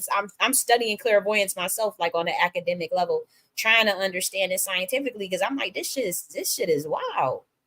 I'm trying to understand how the archetypes connect to simulation, the information of the quantum realm of the damn earth and the damn universe, to where we can see what's going to happen before it happens. It's like looking at information. It's like looking at content, the data, the V2 of the Nike philosophy, and so the Nike philosophy is my IPU. I don't push shit on nobody. I ain't trying to mind control nobody. As you can see, you got to choose your own state of consciousness. You got to determine what experiences were inauspicious and auspicious. I'm not telling you. You got to do that. Now, if you want, you could have a therapist help you out with that, or you say you're a Buddhist or a Christian or something, you have Jesus help you out with that or whatever, but it's a framework to undo mind control, to understand consciousness, to understand your state of consciousness, and then to see how you want to program it and work with shifting and creating frames in your reality, and through also changing the perception of understanding information and content experiences and looking at it. This is literally a high level breakdown of what a meditation session is, the best way to write that shit out, and I thank God for this. The next one is our the next step for equanimity is that Gisa Mama meditation. Did we finish this one yet? Okay. Let's continue to go with this one first. Oops. Okay, so equanimity, that just means having a balanced mind that is undisturbed by information and the fleeting perceptions that arise, whether they are happy moments or distressful moments. Okay, so all religions usually teach some type of psychological stability. I'm telling you, the Bible is a psychology book. People use it as a grimoire, but the universe is mental. So Woody already told us that. So there's your second key. Psychology book. Lesser Key of Solomon, Greater Key of Solomon, Amulets, Book of Psalms, for Chaldean Magi's, You got a whole damn. I mean, come on. I mean, you about to get. It's a powerful psychology book.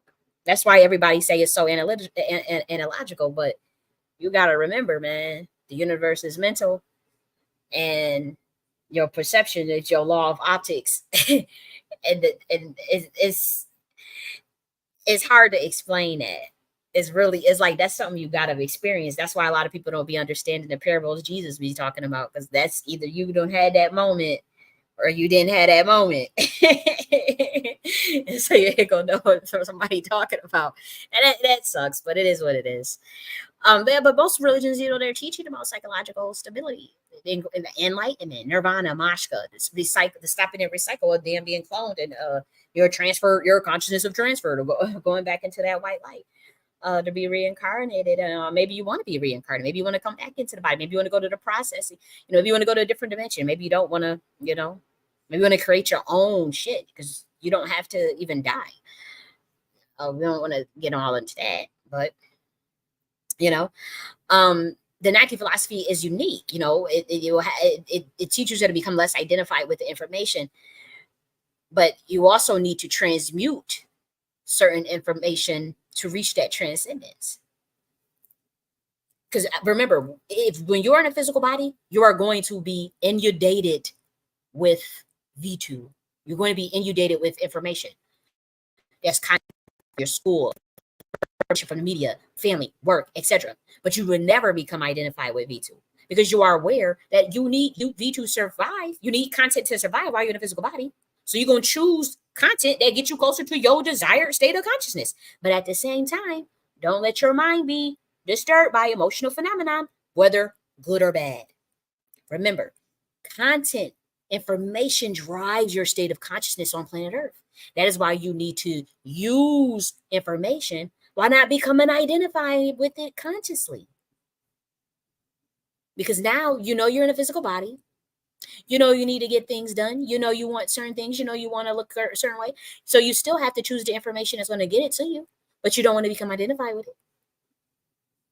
And you always want to know that things are changing, and it's either going to be an auspicious or auspicious outcome. Now we're dealing with high level. Now we're going to get a probability distribution. Like, how do you minimize? That's not philosophy 2.0. We're not there yet. And so understand this concept. Do not be conformed to this world, but be transformed by the renewal of your mind, that by testing you may discern what the will of God is, what is good and acceptable and perfect.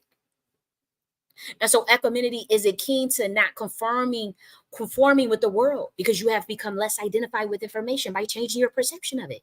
You don't feel no feelings of happiness and distress. They don't disturb you. So you're not being of the world. You're being transcendent. But you also know you have to transmute the V2, the content that raises your consciousness to the level. So that's akin to the renewal of the mind by continuously assessing the information in the chambers of the self. That's the renewal of the mind. Because you can fill out this chart as many times as you want.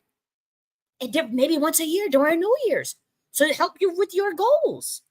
To help you undo, even to help you undo the fragments of the programming.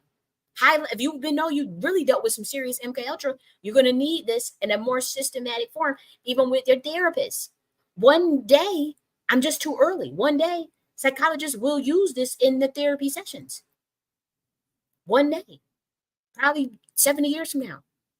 This little chambers of self chart, analytical psychologists are going to be using this for a therapist, especially when humans start to undo their programming. When they start to break their MK Ultra and realize it, you have to sit your motherfucking ass down and start to look at what's in the conscious mind, what's in the files, what's in the ROM, what's in the motherboard, what's in the hard drive, and sit and write down what's inauspicious, what's auspicious, what you want to transmute. What V2 do you want? What information do you want? Choose that. Okay, now we got to organize. Now we got to do our Gisa Mama meditation. 3 diaphragmatic breaths. Concentration technique is dark energy. That's the Holy Spirit galaxy. Dark energy is a starting ingredient for creating the first galaxies in the universe, and existed before time and space. It is the energy before the existence of the formation of the planets. That's the Holy Spirit. That is the Holy Spirit. Ultimate black primordial mother. Ultimate black creator God of melanin, of entropy, of water, oxygen, even resonance, electromagnetism, even all before all that, even before electromagnetism, before that. It's before that. It's before resonance. That means that's before frequency. Like, that's the highest of the highest. Like, go get your motherfucking reboot. Dark energy. Now remember this. You're going to observe all information that's outside of yourself. So you're going to pretend you're that bird above traffic. And you're going to experience the self. You're thinking of the Holy Spirit, thinking of dark energy. You're thinking of the dark energy of the creation of the first galaxies before anything, before the formation of the first, the Godhead. You're thinking of the Godhead. That's going to clear out the altars. That's going to clear out the fragmentation. That's going to clear out the traumas. And then you're seeing all information as outside of yourself. All content, all V2 is outside of the chambers of the self. And that's the analogy of that bird flying above that traffic. And then you're going to experience the self. And that's going to give you that equanimity feeling, because you're going to become less identified with information. And you're going to realize the perception of information. And that's that meditation. Gisa Mama meditation. Hantira Kashila Kasiyataka. Gisa Mama meditation. Dark matter meditation. Dark mother meditations. The Holy Spirit. Now we got step 5. That's the transmutation method. That's the organization of the chambers of the self. You're going to learn to harness your inner power by organizing the chambers of the self, meaning you're focusing all 4 chambers on the new information that's going to act as your drivers for the level of consciousness that you choose from the pyramid of Kupanda. That's going to help you identify less with that information.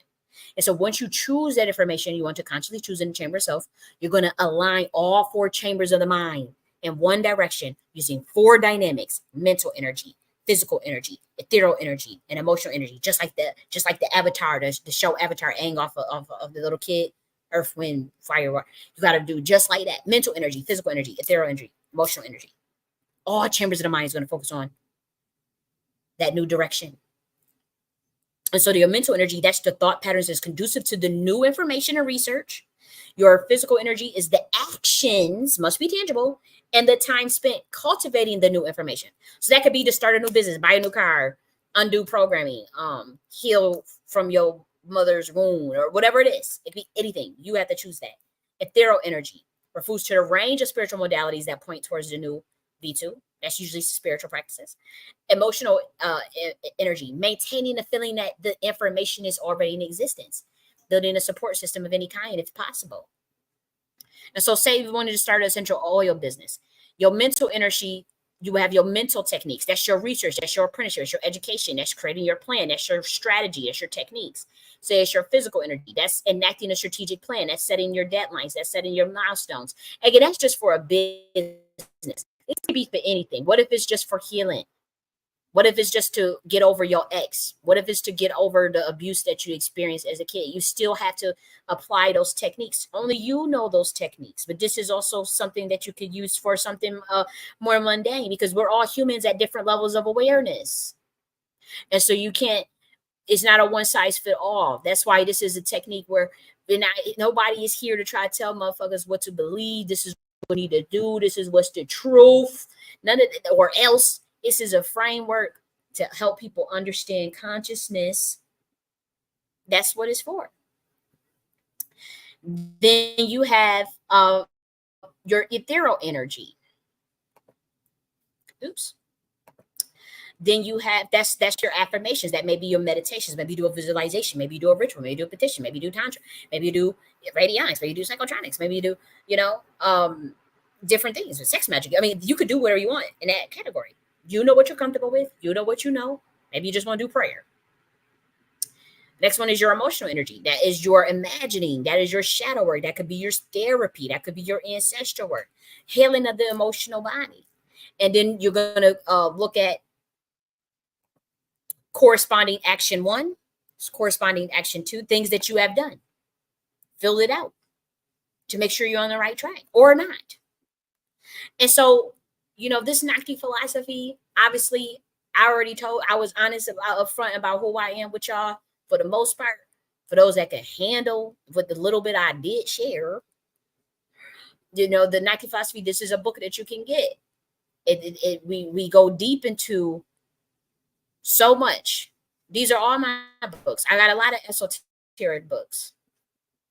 We got the Nakti meditation book of mantras. We got the Nakti philosophy right here. We got the law of gender, understanding the laws of electromagnetism and the incentivizing of the divine feminine and divine masculine in one another. We got the herbs of medicine and metaphysics. This is a Nakti philosophy. Nakti order is a whole lifestyle. The Nakti Queen Mothership Order, the alternative to Freemasonry. So for the men, they just have to say Nakti Order because I don't expect no man to be saying Nakti Queen Mothership Order. The women have Nakti Queen Mothership Order. The men just have Nakti Order. It's the alternative to Freemasonry. I'm just so ahead of my time. And so the elites, they be looking like, what the hell is this going on? They try to get rid of me. But now they trying to study this shit now because now that they realize, we don't really took over the mainframe of this damn matrix. And we said what we said. We got the Tantra for the human soul, exploring sexuality for bliss and enlightenment. We got the Nakti Queen Mothership Part 3, the language of the gods and the divine feminine. And so we dead ass serious. We're helping people. Not if you can find the redacted version, if you don't have still willing to help, because you can get the Nakti philosophy right. Because Vaughn, we're gonna do a mini series on this, breaking down mind control, breaking down, this science a lot deeper. But you can get the literally.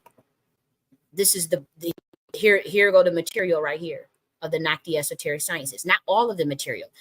A lot of the books are redacted, with the exception of the. If you want to get some of the books, now if you have to purchase some things, now you can't get everything for free.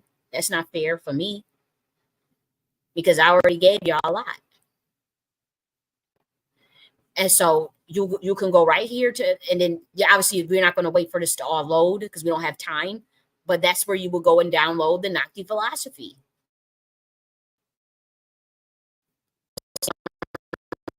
Responsive and stuff. So we're not even going to fool around with that. But if you guys want to, you guys will get it. Let's go on to the next part of what we need to talk about because that's heavy. But you can see it right here. AFAS. I already told you guys that I was hybrid. I'm a human. But I told you the octaves of resonances that I was as a chimera spirit. I'm a primordial. And I am Jenny Nunn Stanley. I'm not possessed and I do not have altars. I understand the original mentalism, which is why I was able to produce all these works.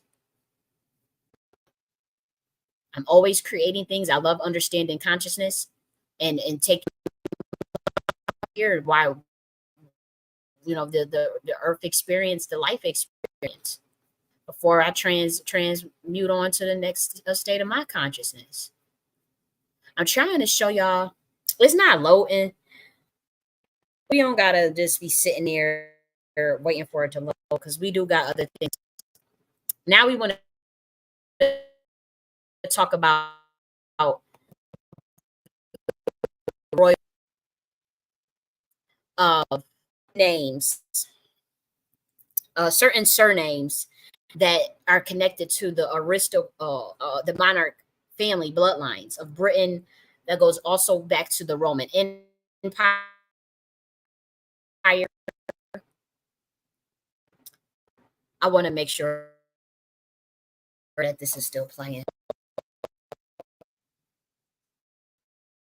Okay. Yeah, so the Roman Empire,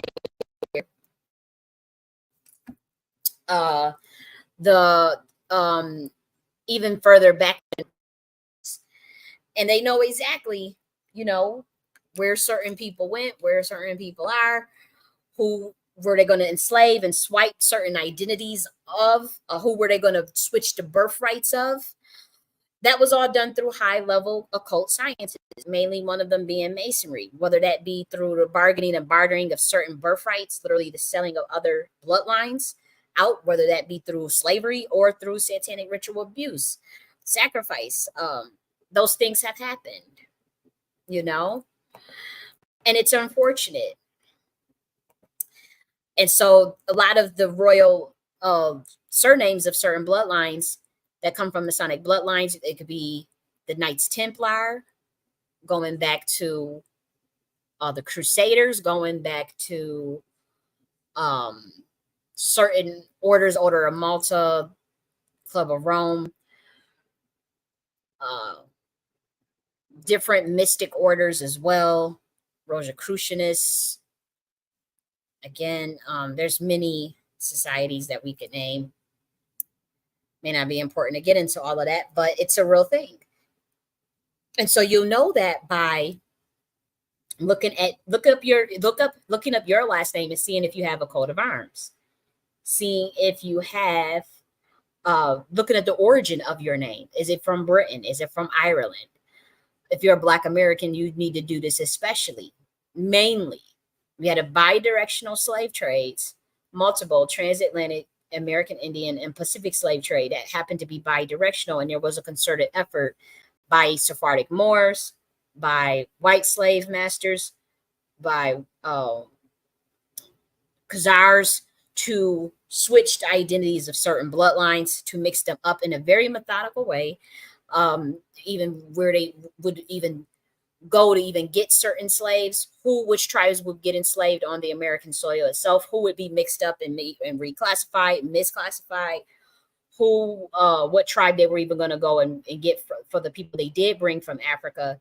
Where were they going to go and get them from? If that was very specific, it was not just random, because they had to work through the nobility and the brotherhoods and the secret societies of the nobility class that had overthrew the queen mothership and went into descent. And there was curses by oracles and sibyls on multiple bloodlines, not just of the Americas, but of Africa too, for selling out their queen mothers by the noble class. There was a clash over the governance, and it backfired. And there was occult rituals done, and oaths broke, and covenants broke. That fucked up shit that got people sold out.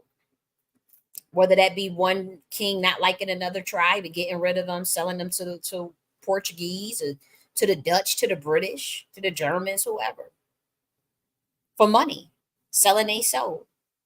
Still doing that shit to this day. It's people still trafficking motherfuckers to this day. And so it ain't nothing new. They just do it private and they getting caught doing that. But they've been doing that shit. And they were practicing. A lot of these people were Masons, and they already knew where the Sephardic Moors was going to be, who they was going to mix them up with, how they was going to infiltrate American Indian soil and get that land, get up off that land. Who wasn't going to play with the program would get sacrificed, whether that be they sell your ass into slavery. Two, there's Black and white folk involved with that, and even white people being set up as the fall guys behind even more powerful bloodlines than them. Even the more powerful, the black blood behind the blue blood, behind the monarchy, the Venetian black nobility that likes to hide behind the bloodline families and the royal family. But you will know this again through your surnames. And you got to remember the slave trade was bi-directional. And I'm only talking to Black Americans. I can't really speak too much. I know it relates somewhat to the Caribbeans, though, just from based off of what happened over there as well in certain places like Jamaica and Haiti. And yes, they brought them over there too. There were a lot of Irish that set up shop over in Jamaica, and there, as well as there were indigenous that were over there already, as well as slaves being brought from Senegal in certain places and Benin. And so, there's a multifaceted history only through your genealogy, which is relevant to you as far as that multifaceted. Not all aspects of that history could be relevant to you. It really just may not be relevant to you. If you were a Sephardic Moor with more Black European blood, the talk from about Africa shit ain't gonna be more irrelevant to you. Just like the indigenous talk may not be as relevant. Some of you may be half and half. You may be half an Indian and then half Black European, and then part white and maybe part African. Maybe a serious admixture of all these things. Have some East Indian in you. have some Asian. It's Black Americans that got some Asian from in their ass.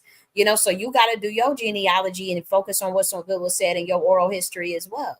Look at their genealogy and make it make sense. Look at the towns names, the surnames, the coats of arms, who was around the area that around who the tribes that were once in the areas of where your bloodline descend from. Look at the cemetery that they on. My peoples are buried on the Indian reservation in Indian Town in North Carolina for the last 200 years. Now they weren't all Indians. Some were though. We've been knew that oral history, but that I'm not gonna act like I did that. Um, I also heard other oral histories, or that I seen a lot of white stuff in that on them family trees too, and then seeing some stuff where we thinking that we know it was mixed people in the family, and they always thinking because somebody is mixed that means they had got miscegenation through forced miscegenation. But that wasn't the case, because there was the white women's with the black men's in the early 1800s, even 1700s. And so that tells you that there must have been some damn more somewhere that was a free black person of color fucking some white women's. And so, you got to think of what's going on with that. And that was really confusing, because we talking about 6 generations back. So I was like, how the hell is that possible that this lady, it says white on there? And that's a female's name. And then the male says black or colored or Negro. And so, all these things is multifaceted. Then, some people in my bloodline, that they did the genealogy better than me, and they found all other people, they was going back all the way to Europe. See, I had stopped because they got when you got them databases, you got to whatever you can match up the family trees now with your other family member is doing, and you can look at the work that they've done, the progress that they've made. And I remember looking at some of the progress was further than what I had, because they had found some white cousins, some astronauts from NASA, from South Dakota, some damn where. And I'm like, how did they find them? That they had them on their chart. They had it all worked out. I saw it. They had the same last name as my mom. So I know it's not, they ain't just make it up, because I went and researched it. But I just was like, wow, like how the hell they find all that? But I ain't find, I just took from what was on his chart and looked at it. But yeah, it's deep.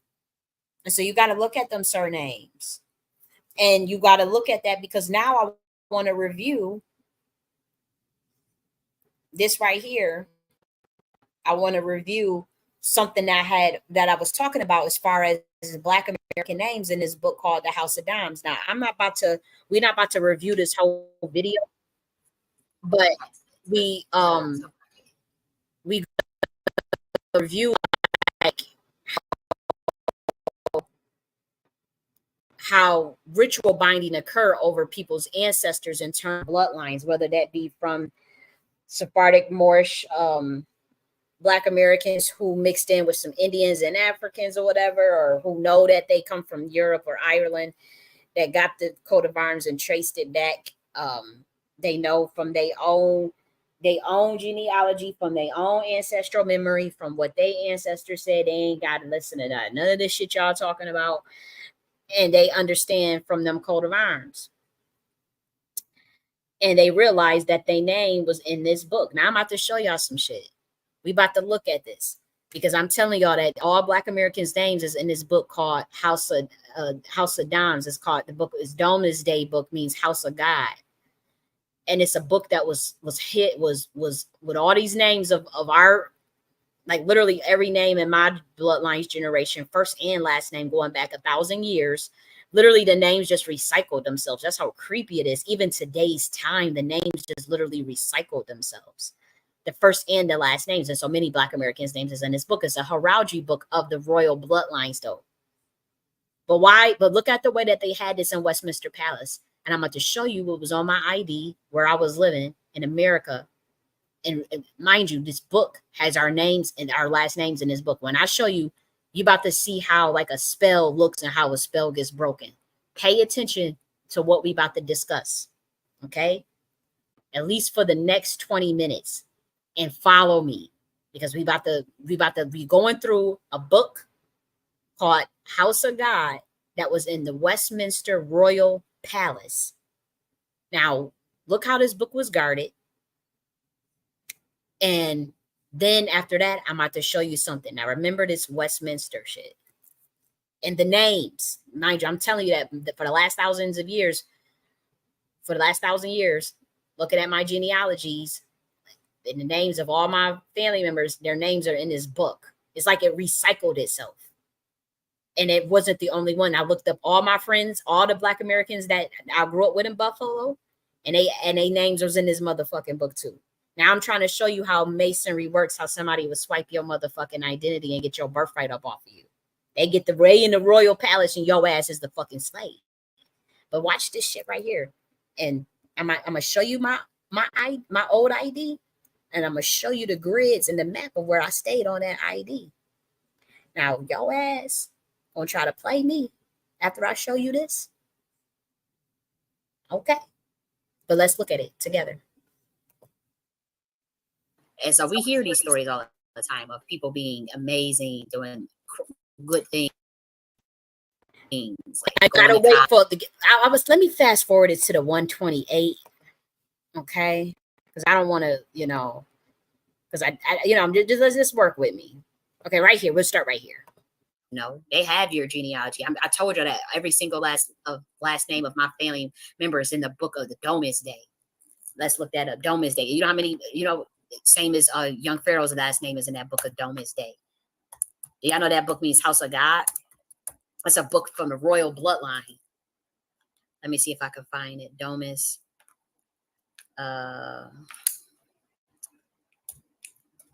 It's a book. Dang, I probably won't be able to find it. Domesday, House of God. And this is a book that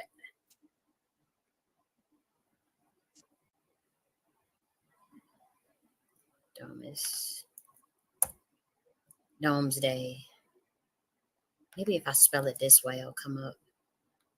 But it's a big ass book that was locked up in the Royal Palace, House of Abbey, and you should have seen the way. I'm about to look. I gotta find this because I don't want you guys to think that I'm just making this shit up. Damn, what is that book? Books General Armory, Domesday. Maybe if I find it this way. Oh, this is so annoying. I know I could find it. It's just gonna take me time to do the research to get it. And I thought I had like this stuff saved. I used to have this stuff like saved somewhere. Doomsday.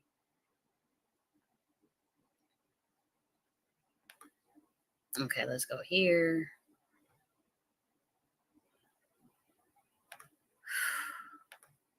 I gotta find this because this book, like the romance, they have every royal bloodline name in this book. King of Arms, maybe it's this one. I'm really trying to look for this book, man. Because my last names of every single last one of on my adopted side, my biological side, my literal biological family's names is in this book. And guess what? So many Black Americans' last names are in this book.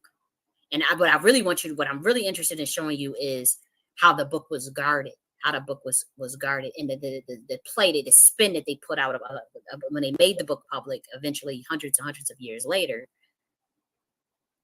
the play that they had. But just me being able to show you the way the book was guarded and how you was able to get access to it and open it.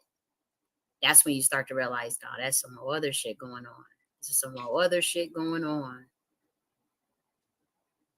And I gotta find this book. But I bet you Salters is in there. It's so many Black American last names that's in there. It's not even funny. But the creepy thing with my family is like the first and last names was of my parents, both parents, their parents, aunts. It was really fucking creepy. It was really like, what the hell? And so when I had my little episode and people thought, she went out off the deep end. Nah, man, that shit freaked me out seeing this stuff. And then I told y'all how I was getting ancestral visits in dreams from Saint Bernard, and like all this stuff was tied together, and it just threw me for a loop. I was like, wow. And this was the around the time that my biological grandfather had died and came to me in a dream the day that he died. I didn't even know he had died, but he had died. And he come to me in a dream telling me showing me shit like this, coats of arms, stuff about the Knights Templar, stuff about telling me secrets of the Masons, all types of stuff. And I didn't know how to handle all that. That was a lot of information to just dump on a person and then tell me I'm next to, that all that information, the epigenetics, whatever he did, I guess he sent me all that information. I don't know how it works because I'm not dead, but like when he died, something happened through the electromagnetic grid of data information where he connected to me, or he knew, and he came to me in a dream, show me this information, and like literally he was showing me like coats of arms, stuff like this, like, and that's how I was able to look all this stuff up and get access to it. But I'm trying to look for a very specific book. I find it eventually, guys, but let's just go through the process because it does, all this stuff is related. So I eventually find it. So we just gonna look at it. We ain't gonna review this whole thing though. And again, once I started waking this stuff up and going out there talking about this publicly, a lot of that stuff I already told you. I have proof of the website. I have screenshots of the original website of the crestorg.com, crestarms.com. I got the original screenshots of this shit. You go to that website, you get none of that information. Nope, they took it all down, guys. They took it all down. So it's not like, oh, this is a conspiracy that you're trying to. Nope, they changed it. As soon as I went not viral. As soon as I went public with that shit from that damn website, I'm telling you, overnight they took that stuff down. And they said it was under construction. We thought they would bring it back. I went and looked it up again. It's all gone. That's how I was able to crack all them codes. And I'm about to show you, look at once we find the name of this book, where this book was located, and I show you my ID in the areas around that ID where I stayed at, and what was going on in that area, your mind about to be like blown. Watch this part though. Like they went and started altering shit because they didn't want other Black Americans running around going to find what I found. Because they switched our identity. They pretty much did a play. It's a Masonic stealing of spiritual credit that they did on our whole entire bloodline, and Black Americans are not realizing it. I realize it. That's why I'm like, oh shit, I definitely. That's why all this stuff was happening with these. And again, I can't say this relates to everybody. I cannot say this relates to every Black American. I can only speak for me and my experience, and my ID is about to show y'all that. But I can only show y'all. I can only go from mine. But I do know that just from me researching, I have researched all my Black American friends, their last names too, and noticed the same pattern, and their parents' names, and noticed the same shit. So that's why I said I do think it relates to more than just me, but I don't think it's necessarily, I don't want to put it all on everybody, because some people are more Indian. They don't have that European or that Black European connection. They just have more Indian, or they are more Africans. I'm not here to try to tell people what they is or what they not, but let's keep going. Bloodlines and the royal, that's why you see all this stuff happening to them, because it's a change of guard. The rightful heirs and the inheritance is going back to the rightful heirs. And I'm telling you, our names is in that book, and Black Americans are the rightful heirs. And again, obviously there's other bloodlines as well that's involved in it. I'm not saying it's all Black Americans. Yes, there are Irish people in that book. Yes, there are white people in that book. But I'm saying a lot of the rightful heir of the bloodlines of the true royal family, Black nobility, is found in the Black American lineage. I don't care how crazy I try to say, oh, she this, she that, she that. And that's why you're going to see certain ones like the Aaron Salters. You're going to see motherfuckers getting knocked off. Damn, I got to find that book. I'm going to find it. I'm talking right now and then trying to research, and that's not helping. But I'm going to find Order of the Bath. Wasn't this one in it? Because I was researching all of this. Again, because my family comes from the military priesthood. Knights of the Bath. This sounds familiar. I'm trying to get that damn book. I gotta find that book. I find it eventually. But it's all interesting. Let's watch it. It's real interesting though. Because that's why I keep trying to tell you about the prophecies and how this shit is waking up, and Black Americans are supposed to go to I'm supposed to go back to let's see, Origin of Prince. I'm sorry, I'm just researching, like spree reading and trying to talk at the same time. But this system and the things that's supposed to be going on, the changes that we're supposed to see, a lot of that's supposed to be going to the Black American. However, it is not going to go for anybody that's aligned with this current satanic system. That is not what's going to be honored as far as the switch in the guard that I was talking about. Okay. Westminster Abbey. Whew. Pay attention to this. I got a story to tell you about that. Again, y'all won't believe this stuff. I'm going to show y'all my ID in a minute. Watch this though. If I was to show you everything, like I showed my parents, and maybe they was playing demo or whatever. But like, I remember showing people in my family the information that I have not even told y'all regarding this Westminster Abbey and the connections with our names in these books and even the grid line, the Masonic grid lines in America. It'll blow your mind. It really will. You'll see it today too. We getting closer to it though, because the book was in the Westminster Abbey, the Palace of Westminster, the book that I'm talking about. So maybe if we go here.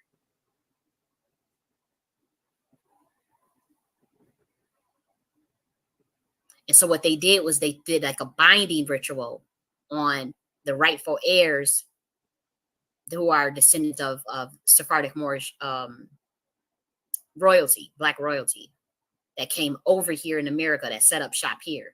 They did a binding ritual over our bloodlines while we were enslaved and while we were and while they were burying the Black nobility that did sell us out. They were very strategic in the sacrifices that they had to make to keep their power behind the scenes, and even place white create the soul system white supremacy. Y'all could get upset and say, no, Black people ain't had nothing to do with that. Y'all had a damn mind. Y'all think that this stuff is the occult, man. Wake up. Damn, I gotta get that book. Maybe when I find that book, I do a whole ass video on it talking about this stuff. Because I know I could find it. That I know. I find it. Matter of fact, it gotta be a simpler way to research this. I had to just pull up my genealogy. Okay. Westminster Abbey. Let's do House of God. I know the name translates to House of God.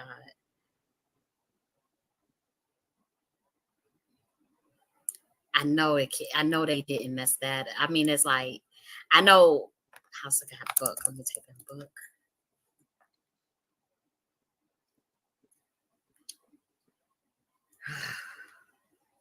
I wouldn't be shocked if they started taking that stuff off the air, but I don't want to fall into like a rabbit hole when I just can't simply remember the name of the damn book. But I don't remember it ever being this hard to find it either. Westminster Abbey. Let me just type in King of Arms book.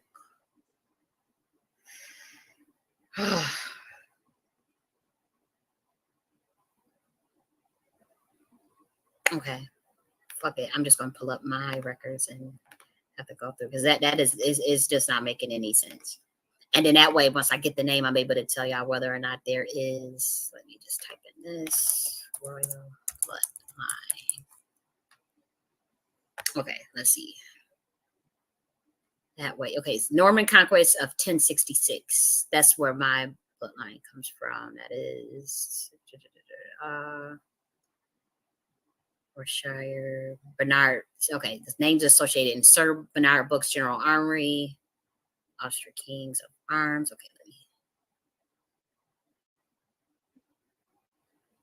So they did I guess I could share this. So they did like a binding ritual on Black American. This is my genealogy. In America, they switched it around because they know exactly who we are. That was the original website. A lot of us, know, all these websites are gone. I'm not taking that away from us, but I'm just saying, those of us of a royal bloodline, this is exactly how they did it. All of those websites are gone.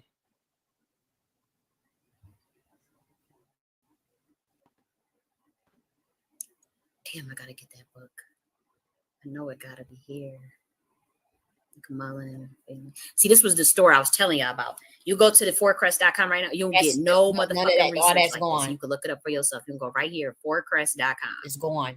You won't get no research whatsoever. They used to have all the coat of arms of every last name on that site. They took it all down when that happened to me. Get it? They changed their whole website after I came out publicly talking about how I was able to put all the whole story. They don't want Black Americans to know that. That's was one of the missing pieces for a lot of us, at least for the rightful heirs from that specific tribe. I can't say it's all of us, and I'm not trying to. Together. Saint Bernard. Trying to look for that name of that book.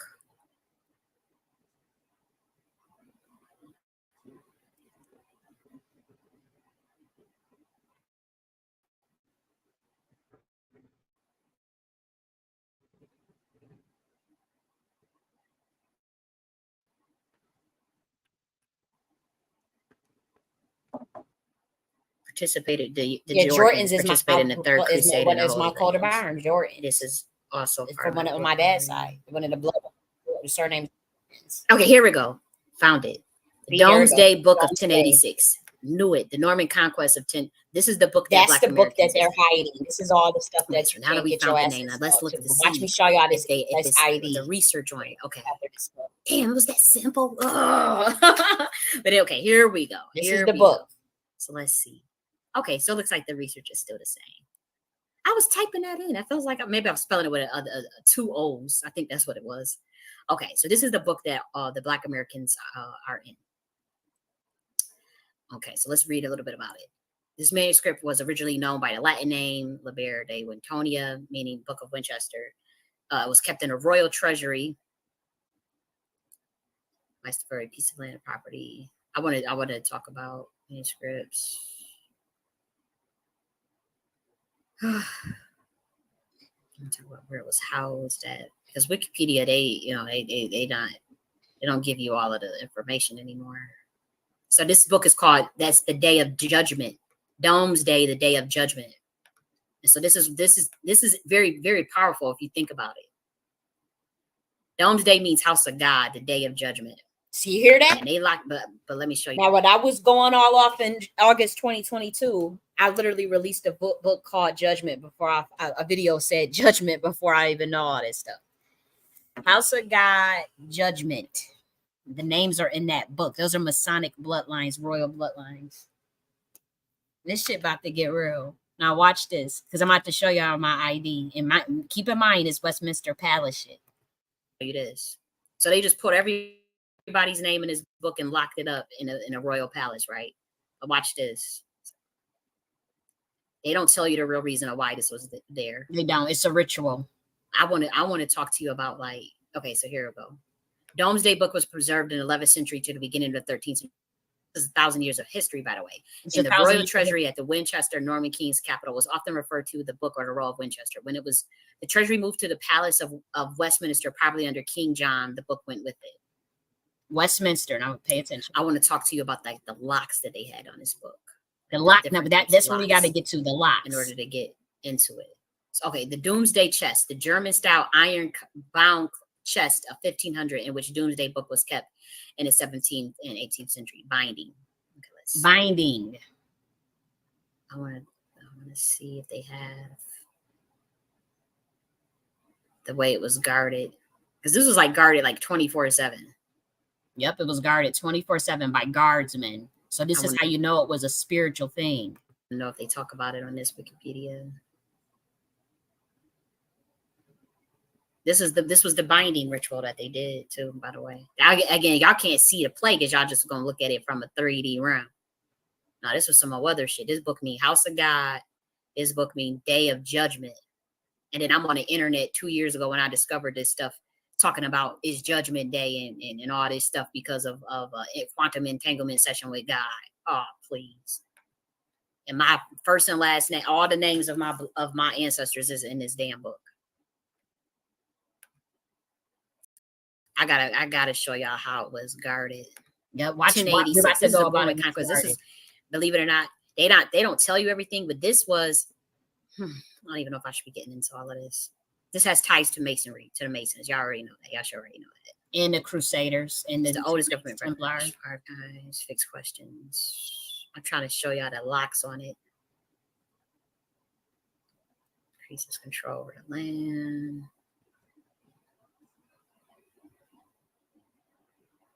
King of Norway, or was William, Duke of Normandy. Every Black American's name go back to the conquest of 1066, by the way.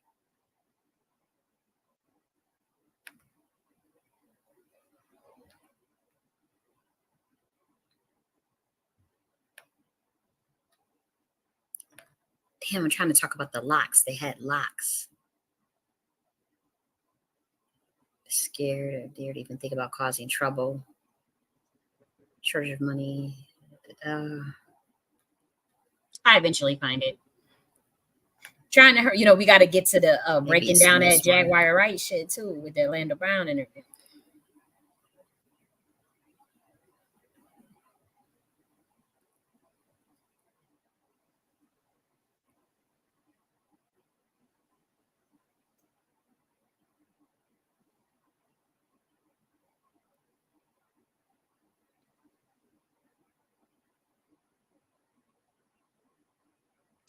It's not in that one either. It used to come up real quickly. Took me a while to find it, but I eventually find it. I thought I had links saved. I need to have them links saved. I hope I got them saved still. See, look at this. Reference to the Day of Judgment. That records in the Doomsday were final and cannot be disputed. See? Records are final, cannot be disputed. Agreed upon by scholars. And I don't tell you the real reason why this is a binding ritual. This was some shit that they had. And there's so many Black Americans' names that's in this damn book. This is how they reversed the identity. This is how they switched the identities of more Sephardic bloodline. Mixed this up with Africans over here, with Indians over here, and just say, oh, y'all from Africa. Y'all niggas from Africa. Y'all ain't getting back on that motherfucking throne. Y'all niggas ain't getting back on that throne. And they've been taking us out one by one, like hunting us like fucking rabbits. There's even a second round of inspection. Such measures for justice merely.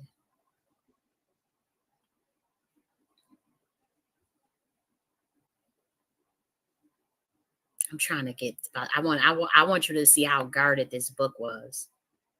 For them to be talking about, it was just for some of the shit they trying to talk about. Nah, this was in a palace. This was in the Westminster Abbey Palace. And here's pages of just names.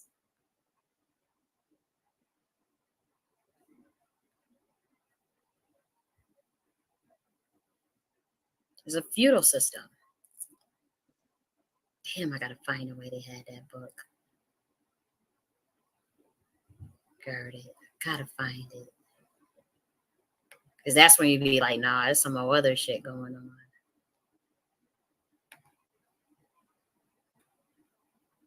Because it's public now, but I'm just saying, like, when it was going, this is almost 1,000 years old, so.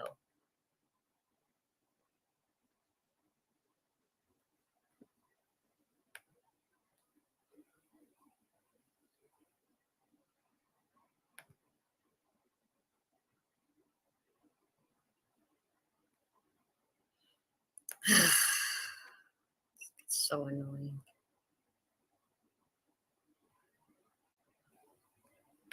Let me just type in guarded.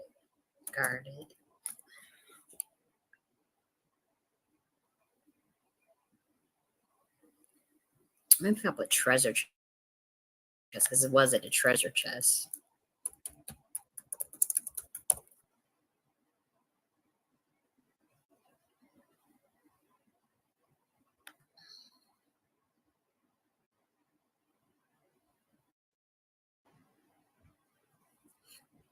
Okay. Yeah, that was it. I think this is it. Okay, so look at this. Look at the skin that it was prepared on. Sheep, calf, and deer. 800 pages. It was called by King William the Conqueror at Christmas of 1085.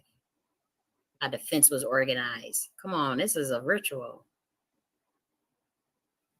It's a detail of the survey of Anglo-Saxon. Okay, here we go. Right here.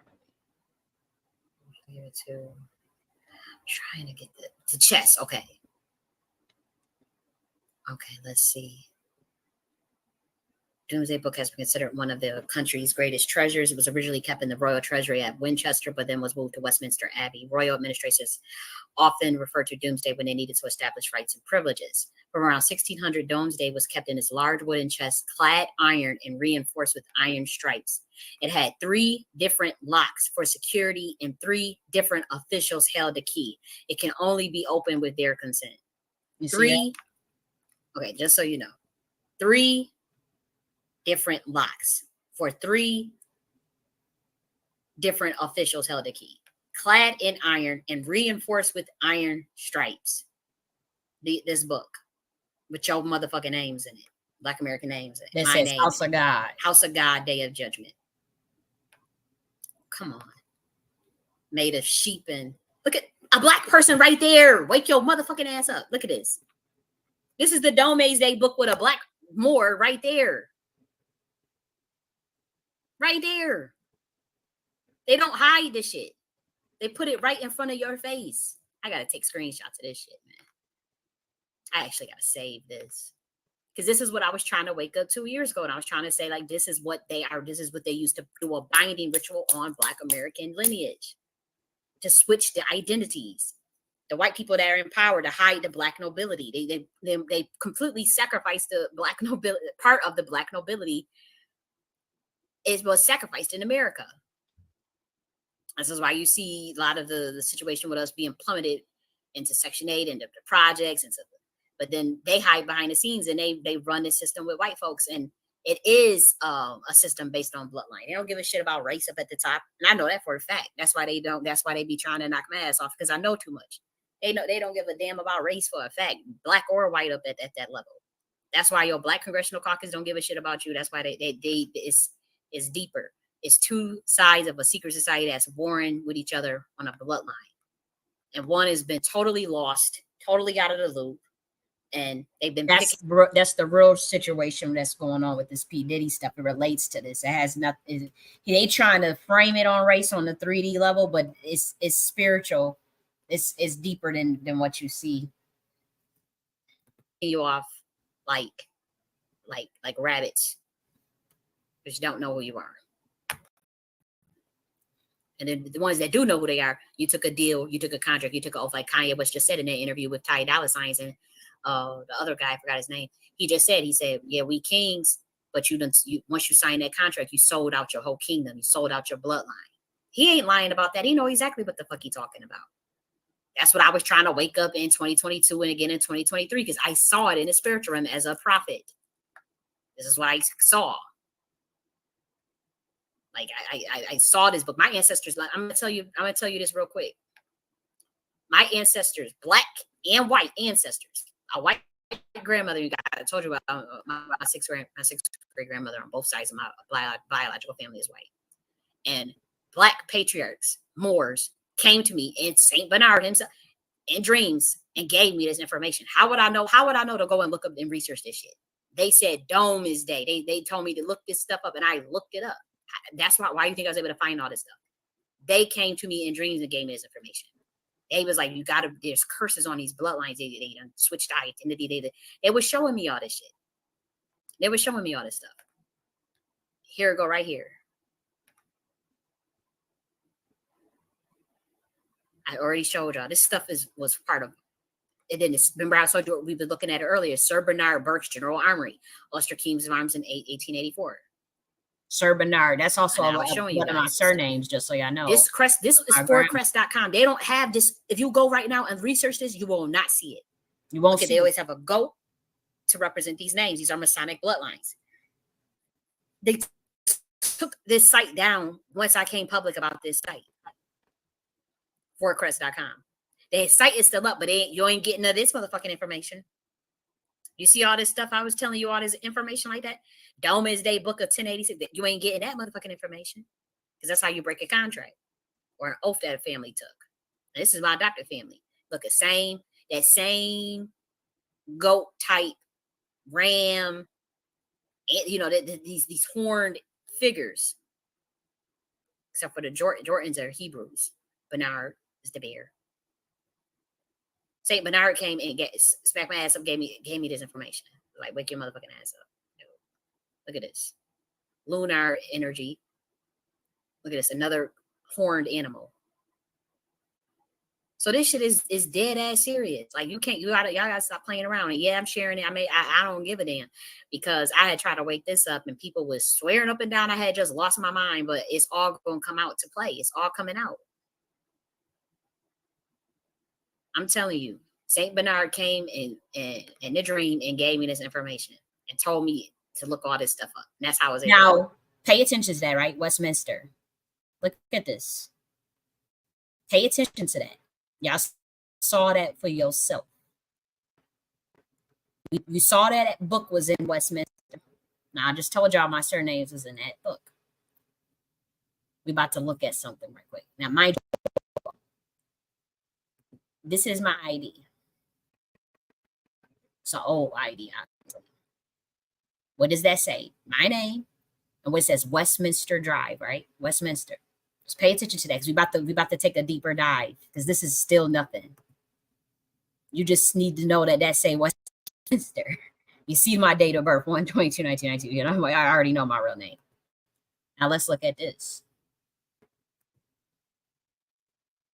I'm going to Google Maps, and we going to that area, Westminster.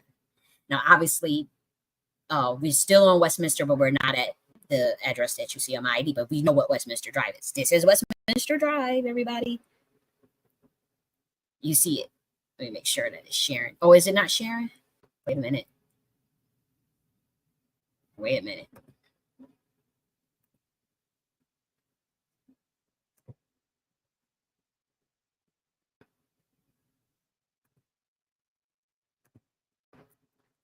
Okay. Is it sharing now? Let me just make sure. Just want to make sure that it's sharing, because I got to show y'all this real quick. Let me see if it was showing the ID. Was it showing the ID?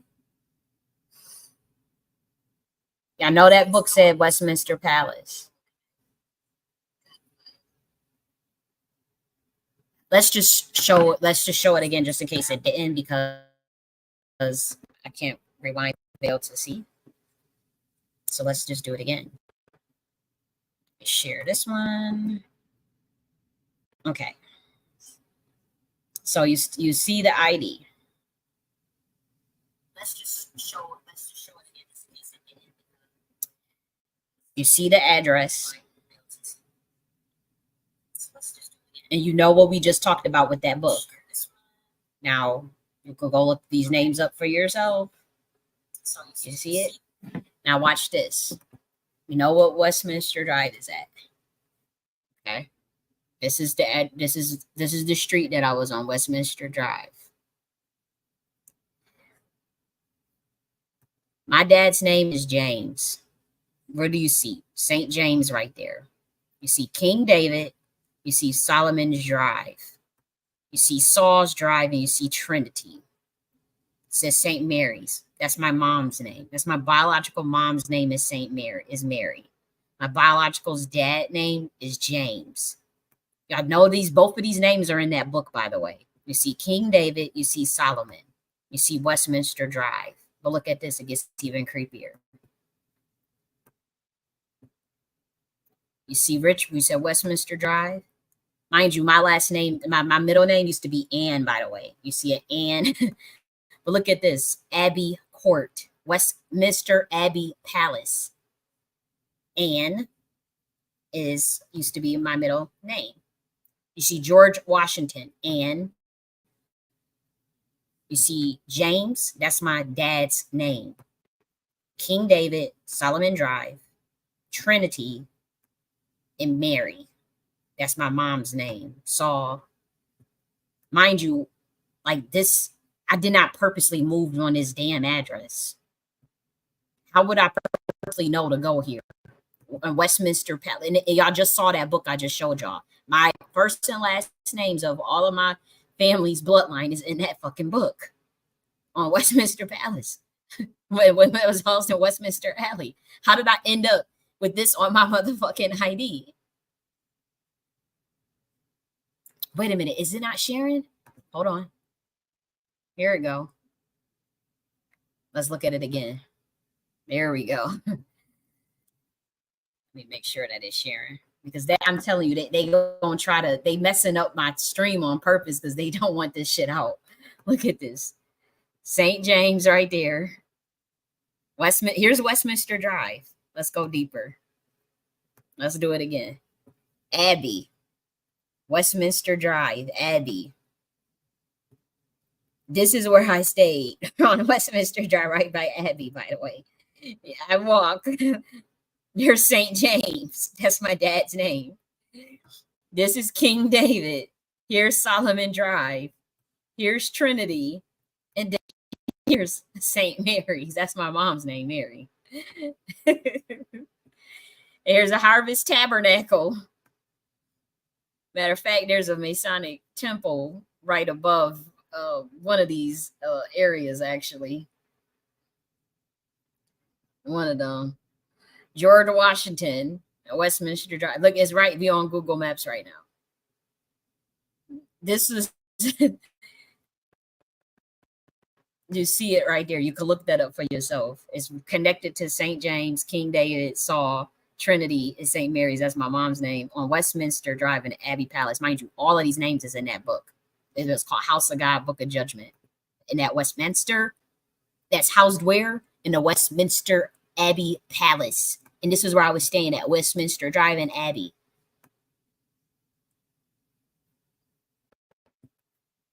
You see that right on your screen. You see where it says James and you see where it says Mary. King David, Solomon Drive, St. James, Saul, Trinity. Where's that Mason Temple at? That's all. That's very close by too. Some, but yeah, it's right in front of you. And so when I saw that stuff where it said Monarch and all that stuff, well, how do you think I felt in my head?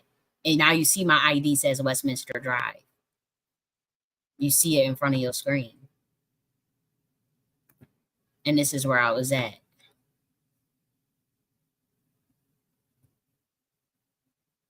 I mean, do you think that doesn't that look like epigenetics? How would I end up on Westminster? That book that I just showed y'all about, and what they call House of Dom, that Dominus Day book, House of God, Judgment, that was housed with all them ironclad straps with 3 different keys and 3 different guards at all times. Is housed in Westminster Palace with my names in them books, all my ancestors' name in them books. And this where my ass ended up on Westminster Drive in Abbey, St. James. Now you wonder why I was talking about breaking MK Ultra and all this shit. Don't that sound like a damn ritual binding spell? Y'all thought I'm telling you, it's right there in front of you. It's right there in front of you. You see, I mean, anybody can go and Google it and redo these steps and see what I'm talking about. That's mighty, mighty motherfucking coincidental. I'm saying James, Mary, King David, Solomon Drive, Westminster, and then didn't do the birthday. Then look at the names of my genealogy. It's really fucking creepy. If you look at the names of my genealogy, my bloodline comes from my dad's side is Jordans. That's literally the last name, the Jordans. It's right there. This is and we're by Analytics. Anna Analytics, and my middle name is Ann by Westminster Palace, Anvil Road, George Washington Drive. George Washington was a Moor.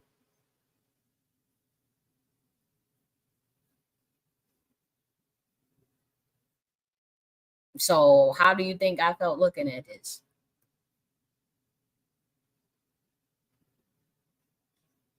Obviously, I was like, when I saw this with my own eyes, because mind you, my ancestors directed me to all this.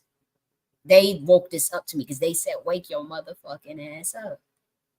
How do you think I felt? My mind was blown. Because I started getting crazy ass phone calls too from motherfuckers. You know what I mean? Because it was like they knew I had woke up. People felt it and they went on overtown on my ass.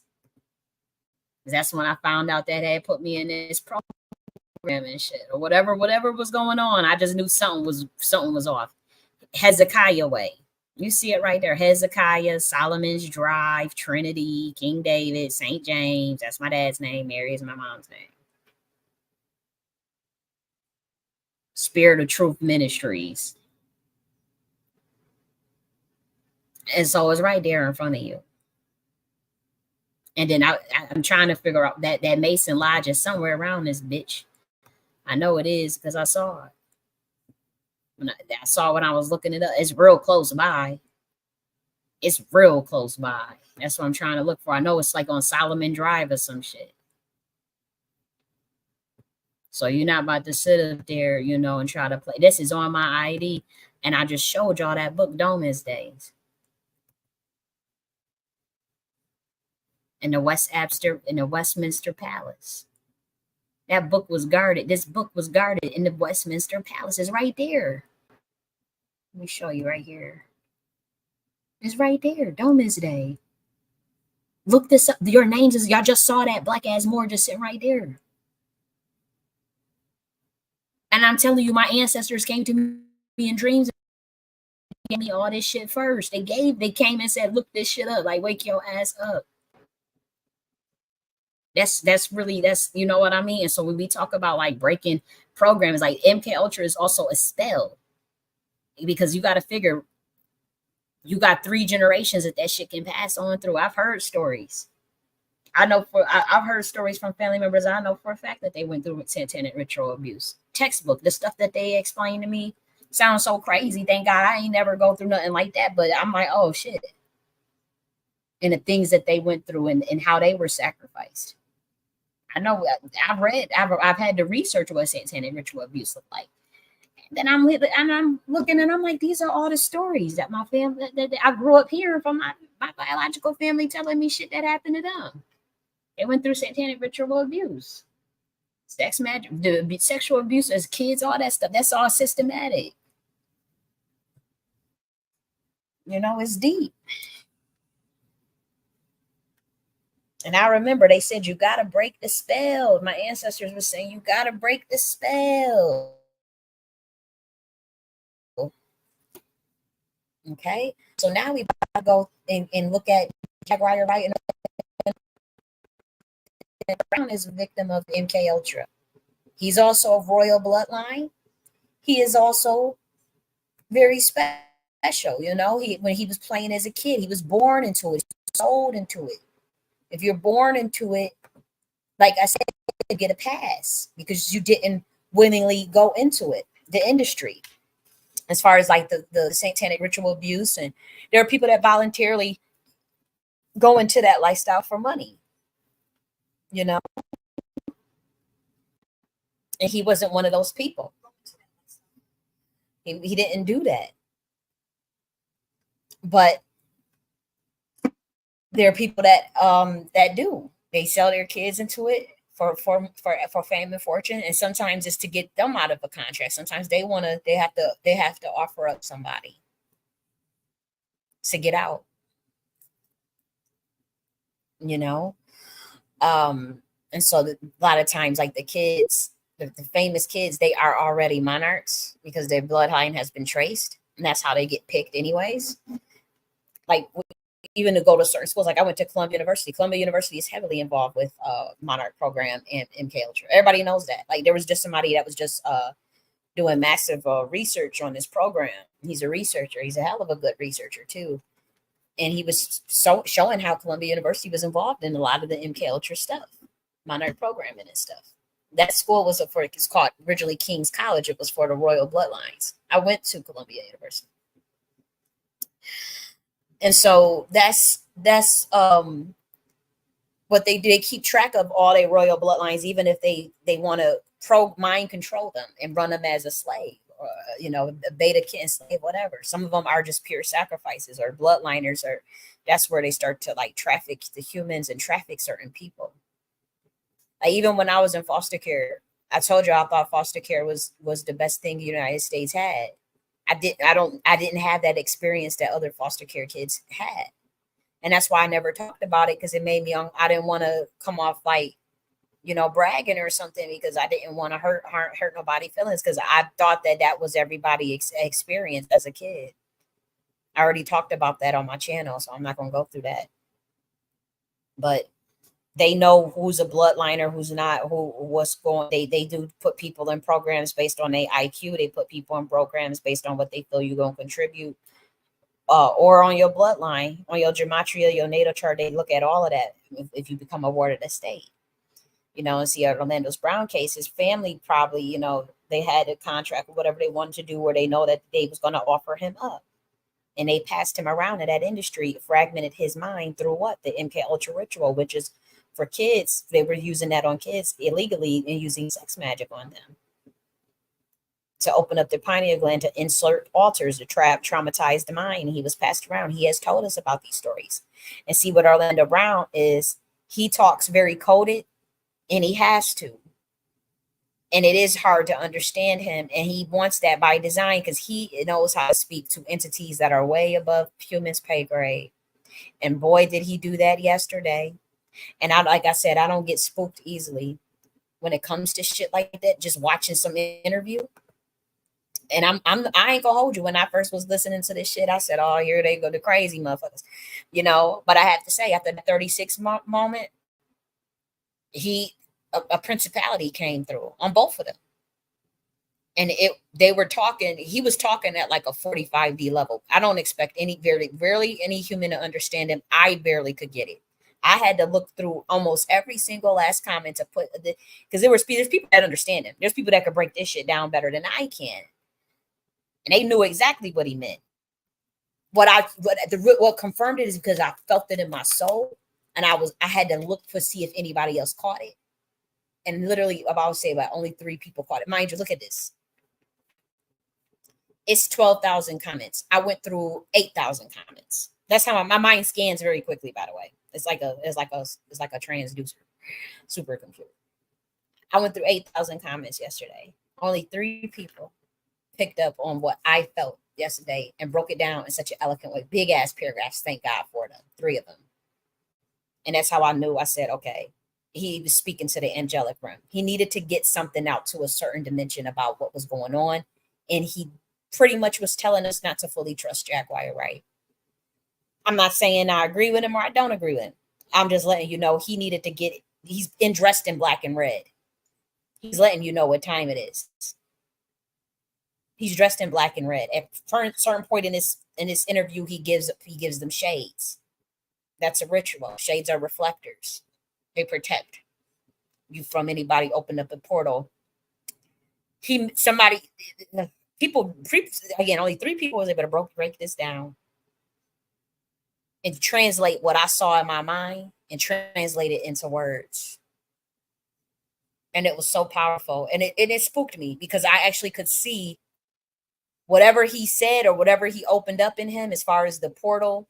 It allowed us that are from his team, because everybody got a spiritual team, to see the spirits that was on both of them. And I was able to see what's on her and see what's on him. He doesn't fully trust her. She probably doesn't fully trust him after this interview. They may not even be cool after this interview. Hopefully they are. But he doesn't fully trust her from the spiritual side of things, because she was in that industry. And I'm going to break down how you say that and how he's breaking it down in code and sending out warning shot after warning shot to those who could catch it and who he needs to catch it, because she's coming on our side. She told you that she took the oath to Baphomet. She put the tattoo on herself, thinking that would get her protection, that she was protected by the devil. She told you she was a devil worshiper. She's a high priestess. She understands non-human languages. She's initiated into certain mystery sciences that are well above the average human's pay grade. She was an Illuminati priestess, and she is very much protected. This is not a regular person. That's why she got there bumping her gums, whether you believe her or not, whether you like her or not. Is not the point. She go out there bumping them gums, about what she knows in that industry, because she was a part of that industry. And that's what Orlando was saying. And when he says, hey, it's different for me when I was in major pains, he's talking about, I was a kid. I didn't enter this shit in knowingly. And that's why he said, he said, he threw out so much dog whistles that flew over everybody's head, and only 3 people caught it out of 8,000 comments. Those are the 3 people that are highly connected to the angelic realm, and they even mentioned it, and they said these are warring spirits. They spirit started warring halfway through. Y'all couldn't see it. I caught it, and I never felt that watching something. I hope I don't feel it now because I'm telling you, it made my heart sink. My heart started to sink, and I started to like kind of like have a panic because I felt he was the warnings that he was trying to give us. Like it's like banging, like his soul is like banging, like y'all gotta wait, like it's like he was screaming to his dimension, like I don't fully trust this situation because, and he's speaking so much high level code. He brought up the Jackson Fives, all that's he bring up the Jackson Fives because they were part of, as they had dealt with SRA, they were kids in that industry too. But even that was a hard level code that flew over my head, and somebody had to break that down. I mean, it's like he has to, and I'm not even going to break down everything for you. And in certain ways that you'll probably hear me communicate tonight, it's got to be at a 45D level. It has to be over your head because then I got to communicate to certain people that I know is watching me and watching over my soul and watching us. And it's like, you know, let's just review. And if I could break it down in a simple way, I will. But I know for a fact that this was not meant for every human to understand, and that he purposely needs you to think that he's crazy. And at certain points, I'm going to leave it that way to protect him because there's recognizance missions. There's serious stuff going on in this planet, and I can't play around with I kind of know. Like I'm telling you, I was never this spooked before. Knowing what I was looking at principalities and knowing the altar, you guys call them altars, but knowing the spirits that was coming through and what they was trying to communicate to certain dimensions. He's dressed in red and black. They gonna do symbols. They gonna say certain things. They gonna speak in code, and we gonna go through all of it. Okay, so let's start.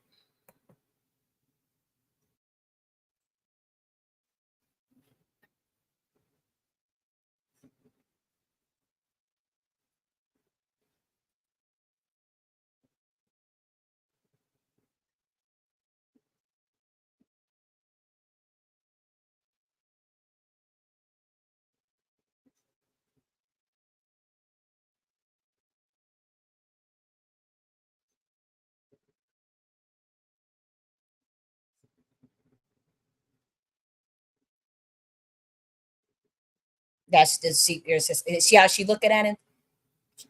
She's starting to realize what he's doing.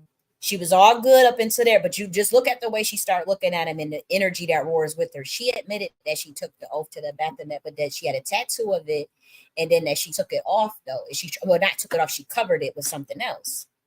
But like she said, that stuff sinks into your soul. She was a part of that industry. She knew everything that was going on. She was down with it. She just didn't. She just felt robbed because in exchange for whatever she traded, it didn't take her. It didn't match alignment with the gift that God gave her in terms of the credit and even the acknowledgement for her gift.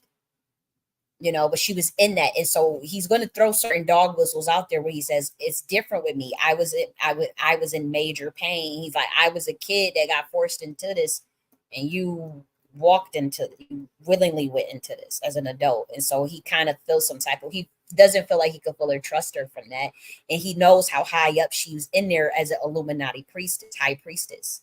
He knows how high up she is in that.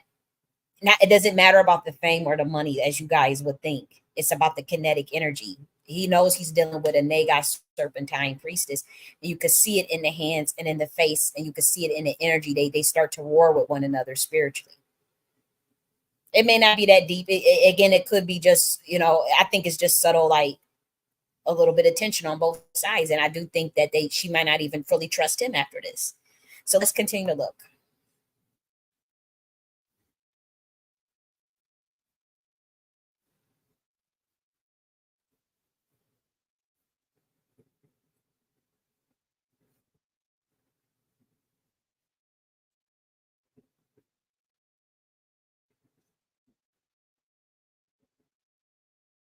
Every and she not lying. And it ain't got nothing to do with how y'all think it is. It's not because she can run her mouth all this time. She's connected. That's why they say the mafia is protecting her.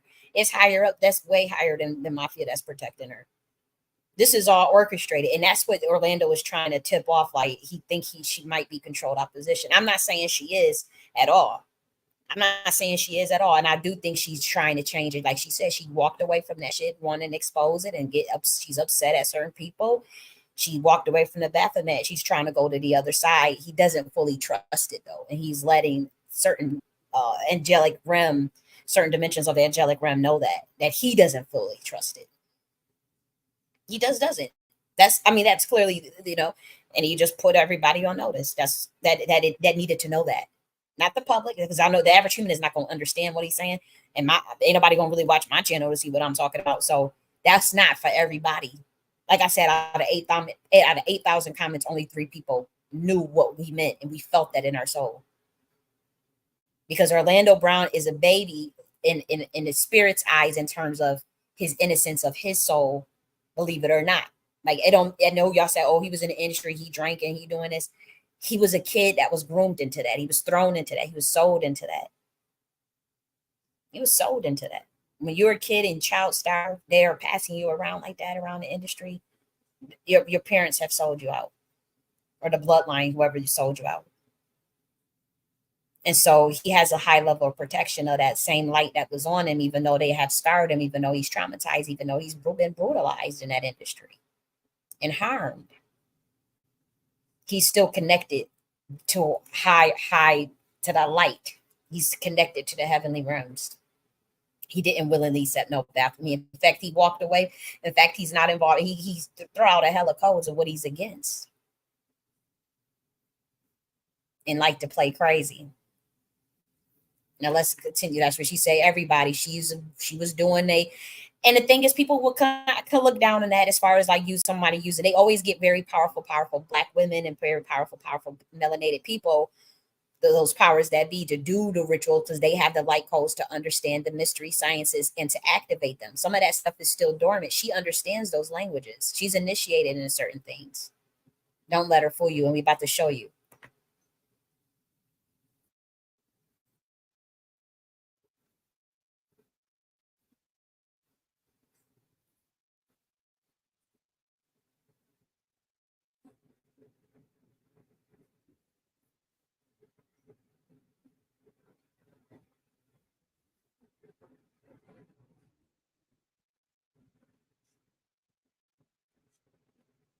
I do think she wants cruelty artistry, cruelty free artistry. But I also think she's upset at the industry because she didn't get her fair shake because the Baphomet consumes their own kids.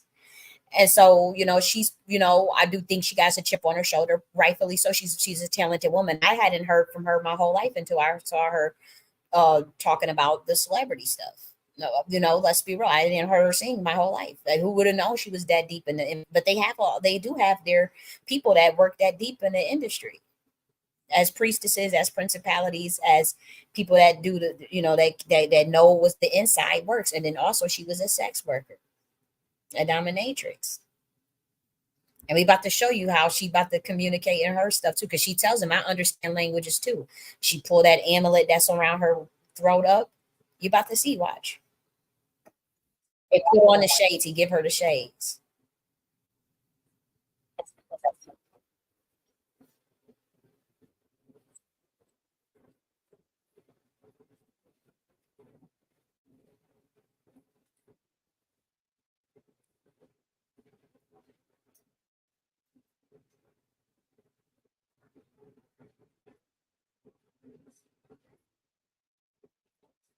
See, this is where he start to be. I'm not trying to, and this is.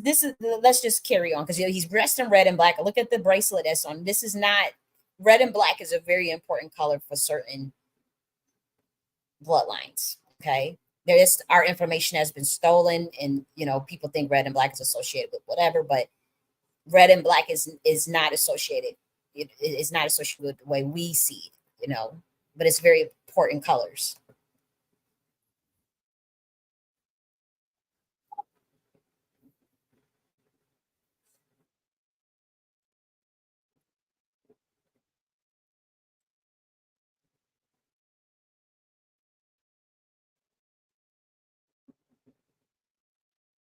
Look how Orlando Brown look at his face.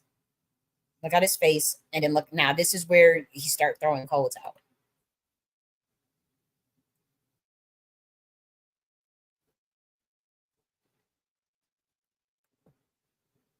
She wrote The Matrix. This this is deep. This is why she looking at him like you talking too much. He's letting her know she's the programmer. She's part of the programmer. She's wrote the pro. She was part of that system, and then she's the Terminator. Then he said she's the Matrix and the Terminator. She ended it. She's the programmer. She's a singer, which means she's telling on the industry. He says she's a singer. She's an actor. She wrote the Matrix, and then she wrote the Terminator. She wrote the script, and now she's terminating this just change of guard system. She's outing the industry. She was a part of the industry. She wrote the Matrix. She is a programmer. Means she has handled people. She knows how, she's a handler. She knows code. She knows how to program other people. And now she wrote the Matrix. She knows she knows the programming. She also it's not even so much herself as Jaguar. It's the spirit that's on her. It's a homunculus deity that's still on her. And she may be trying to cleanse and do whatever she got to do. She probably got to completely get rid of that tattoo. And she said it was the Baphomet that she sewed on her, but then she covered it up. She might have to do some tattoo removal because when they took off their shades, I was able to see the spirits that's on these people. Now, Jaguar does have Nagas serpentine blood that's very powerful. But I do know that there's a homunculus deity that's on her that's from that industry. She can get rid of it. I'm not judging, I'm not saying good, bad, right, wrong, but I know that Orlando saw it too. And even it comes through, you can see that you just pay attention right here. He's saying she wrote the Matrix. It makes sense when we talk about the programmer.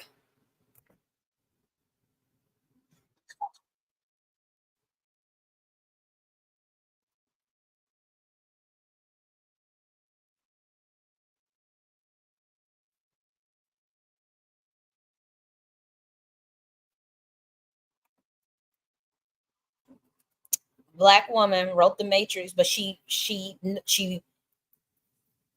knows the programming of that Matrix system, the simulation that we live in with this satanic death system. She she was involved in it.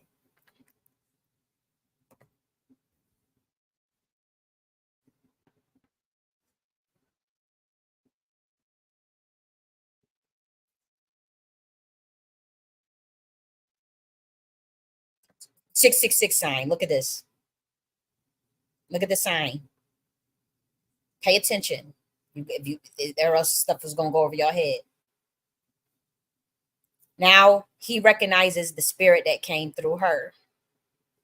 That is the homunculus deity spirit that is on her. It's a Babylonian. It's an ancient Babylonian. It's from that industry though, because obviously that Baphomet has is a chimera of certain octaves spirits is within the Baphomet. I'm not going to get into the exact entity the name of the entity. I know the name of it, and I saw it on her, and that's why he's throwing up these symbols. Now watch this.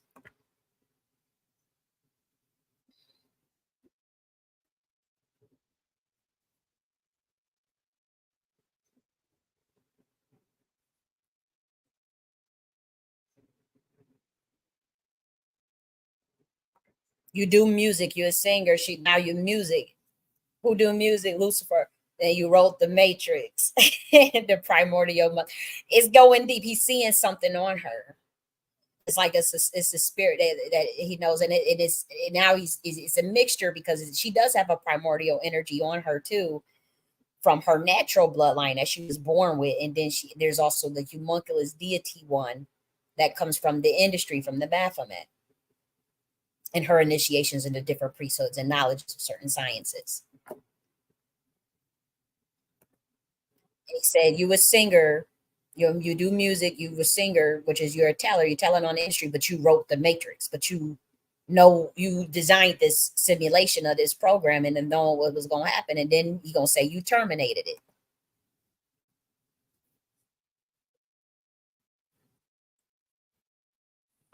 See, you're doing music with, see, it's adorable that you're doing music with people, but you wrote the fucking movie.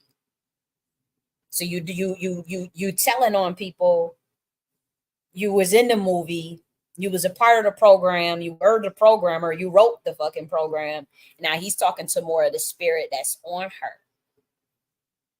But that she was a high level Illuminati high priestess that knew all the industries, businesses, that knew about the underground economies that was going on. Like she told y'all, the music industry is a front for trafficking. Everybody knew that. I mean, she telling us something we already knew. I had confirmation from that from somebody that I know was heavily involved in the industry, but an old money bloodline Black American said it too. She said, all this stuff is nothing but high end prostitution. I'll never forget she said that on the phone to me. Deep stuff. Let's keep watching.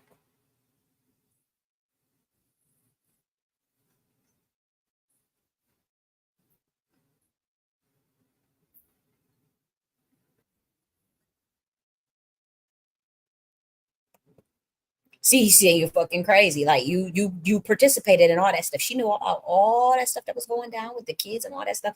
You wrote it, you sung with them, you hung with them, and now you exposing them. You wrote the Matrix. It's adorable that you. So let's rewind it just so you can catch it, because she caught on to it. That's why she said, "Oh, I understand language too." Like, oh, I see what you're doing. You ain't playing that damn crazy. Because she's very smart. She knew what he was doing towards the end. That's why she got frustrated with it.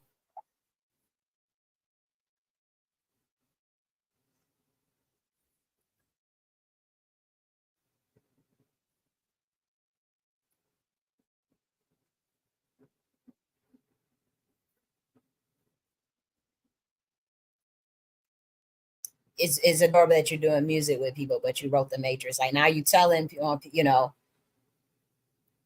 but you did the program. And see, she getting that. Like she's she getting off scot free. And she telling her about it, but she was there for all the shit. She know her. She know a lot. She probably not lying when she said she know people business, because she was proud. She was more so on the occult underground aspect of things, and they have that. And people call them flunkies because they do witchcraft for the elites or whatever they use. They waste their power that way. And but people do that for money, and that's, I'm not saying she did that. I'm just saying Orlando Brown is communicating a lot more than what you guys are reading into.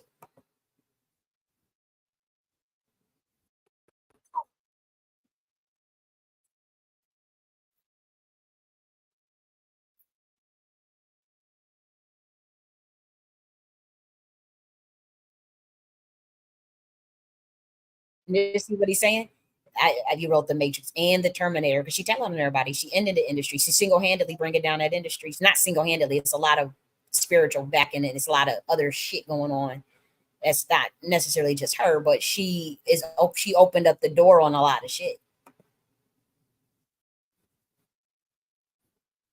See how she's saying the Terminator. And I remember the person that wrote Sophia's story, Sophia, the derma urge, the female. She letting he talking in code. Sophia, you wrote the mate. Sophia Stewart. What is the last name Stewart? What a Stewart does, but what is Sophia? Wisdom and the derma urge.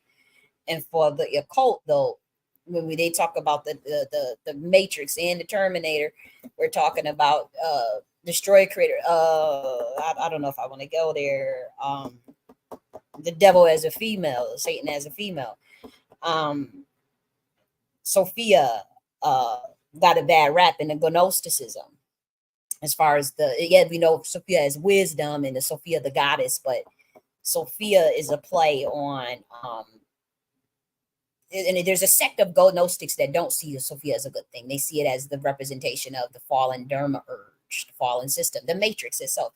This is very hot, brilliant. You have to know the context of the Gnosis. That's why, like last time we broke down the codes, and you had to know the context of even certain Bible verses, or else you were going to be lost and just thought he was crazy. But he letting you know, like, okay, you was all in with these motherfuckers. Like, you a programmer. You're an Illuminati priestess. You know this industry. You design. You know how to program people. She does. And we're going to prove that right at the end of this video. She shows it right in front of y'all and laughs about it. You know? But let's keep looking. He was letting people know, like, I don't, she might be controlled opposition. I don't know if we should fully trust her. I don't know what this is all about. Like, he doesn't fully think that she's on our side. That she left the Baphomet or whatever. He doesn't fully think that she's on God's side. That's what he thinks. I'm not saying I think that, but I'm telling you that's what he let people know.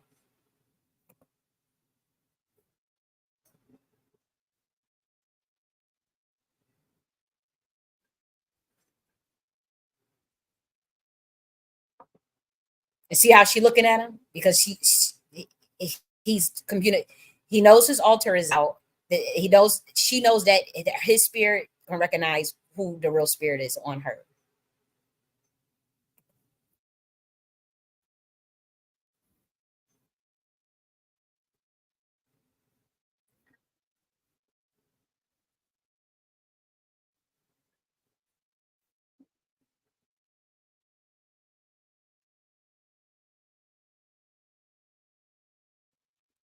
Look at the symbol that she does. Look at this symbol, another 666 symbol.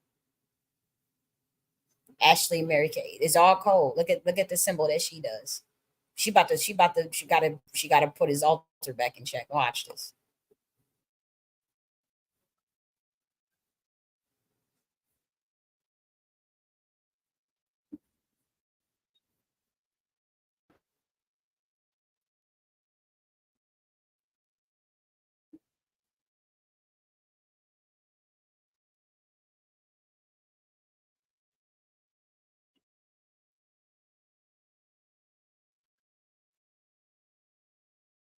Look how she looking at.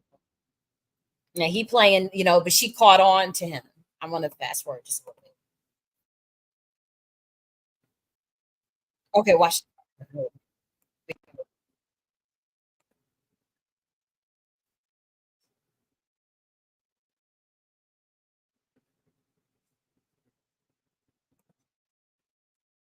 And you see the symbol, that she did.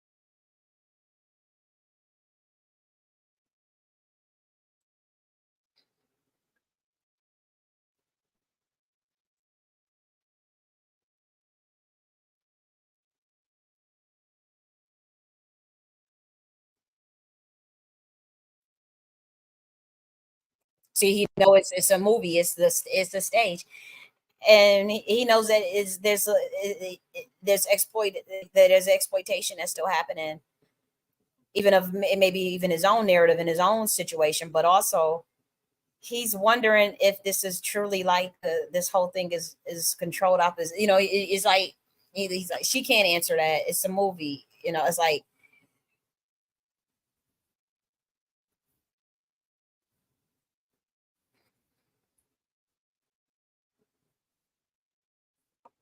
you see that in many lives. That's a spirit in many lives. That's why when he say you Jay-Z, this, you that, but you was the Jackson Fives and but you Reeby, like all that was powerful code too that flew over my head. Somebody had to break that down, but she letting people know, like she it's an entity speaking through her, and I've been that in many lives. She letting you know who she is, who's speaking through her. That tattoo on her back. This is serious stuff, and he knows it. If she about to put him in check, watch.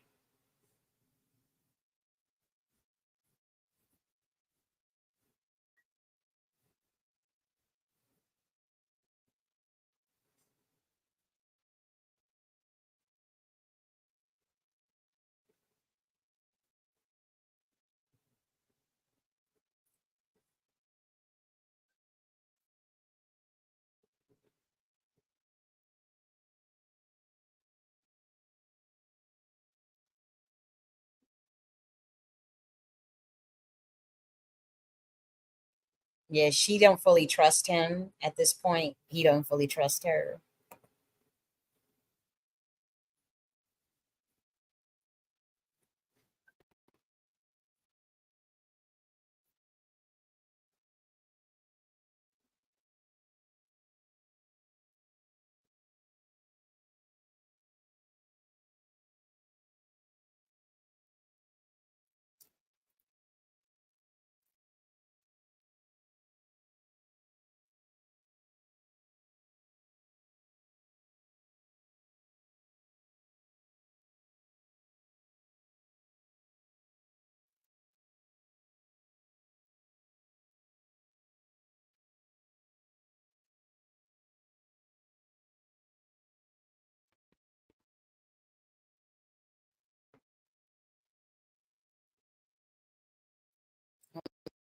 Fast forward a little bit.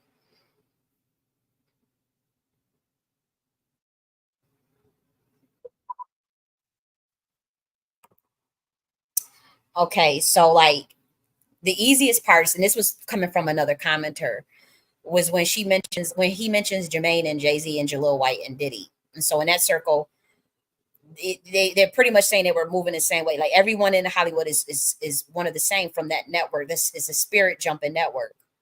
And so when he said we are the Jacksons, that was a code switch.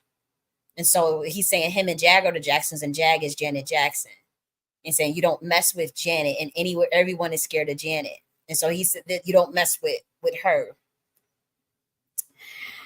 Um, Again, this is hard to it's hard to under because it's like other people had to break this down for me, and I don't want to give out too much myself, but because I know what he was trying to say, and I ain't trying to ruin no relationship, whatever they have or whatever friendship they, I'm not trying to.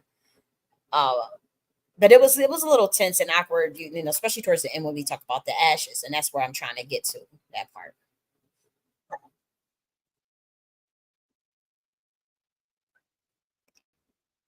He's still doing the symbols.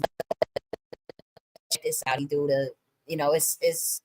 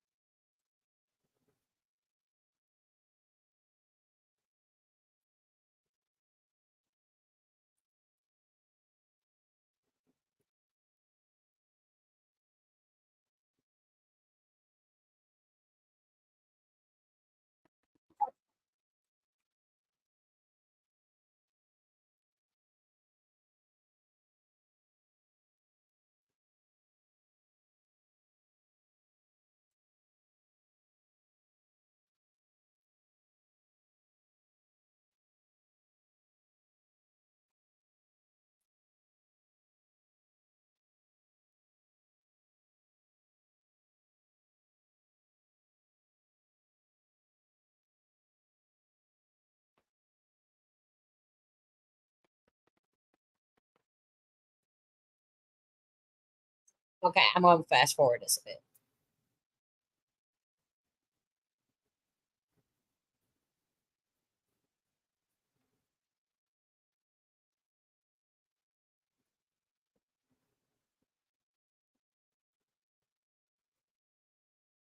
Okay, now we go into the story of the ashes.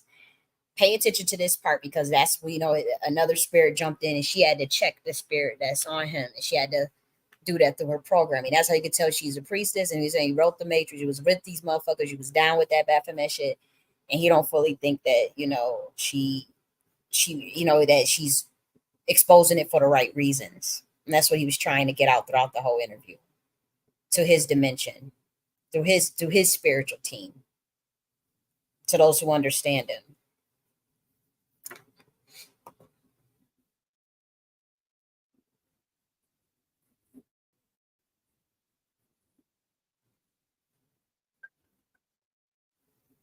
And she knows how the spirit world works. She knows that that he has fragmented personalities as far as from the MK Ultra that he abused, as far as to be an open vessel through it from the sex magic ritual, and that entities can just come in.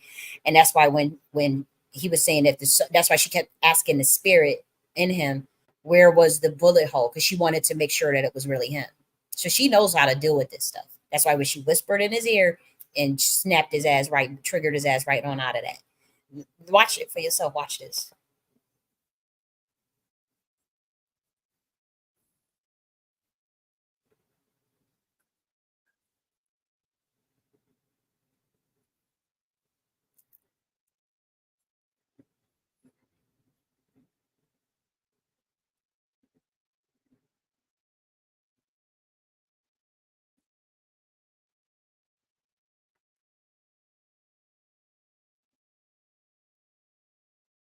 She was doing a ritual with her son's ashes. I'm not getting into all of that. I'm just saying that was clearly a ritual.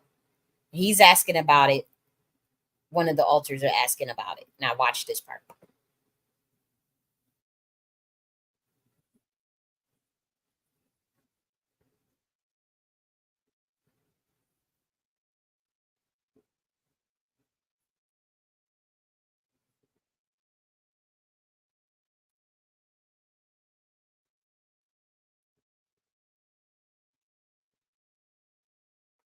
Yep, she's a priestess. She can't explain it.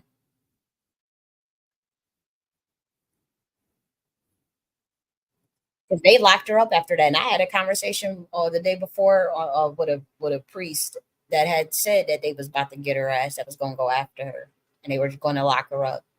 And he was pissed, and I didn't understand because I'm thinking I like her, I'm like, well, she said that's so wrong. I thought let's and he's a part of that industry, he's a priest that's a tie clicked in very heavily with that industry. And he has said by the time we done with her, she ain't gonna remember her own name. And we about to get her good. And the next day that shit happened. Yeah, they had already had planned that. And so she knew, I guess she was going into spiritual warfare. So she did that stuff with her, with the ashes was a ritual. And see, they don't understand how that shit play out. And they don't mind. They'll get police involved. Like this is the Illuminati. This is the industry. They'll have a motherfucker come and arrest your ass and have your pay your family member 2 G's, 3 G's to say you crazy to get you locked up and drug your ass and get you to shut the fuck up. It just didn't work because she was already doing her rituals and her magic and the people that's working with her to expose the industry as well. And it is higher up Illuminati members, mafia, white intelligence, all that that's helping to expose that part. And they have put her out as one of the representatives. Um, but she had to fight back. That's like when they had locked her up about that U-Haul truck. It was spiritual warfare when they had locked her up and she had got out like that. Like this is deep. And you'll see right here, watch this. And she's telling him, you don't want me to do that. Because that was a ritual that she had to do to make sure that she would get out and once unscathed. Because they weren't gonna let her, I'm telling you. If they could have kept her and fucked her up in there, it would have went down. But she had to do whatever she had to do to make sure that she could get out. And that was her way. People have different beliefs. You can judge it as good, bad, right, or wrong. That was what she had. But let's keep watching because this is important.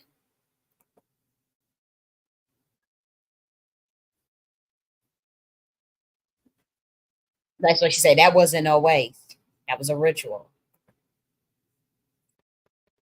And that's why she's looking at him like, are you serious? Look at her face.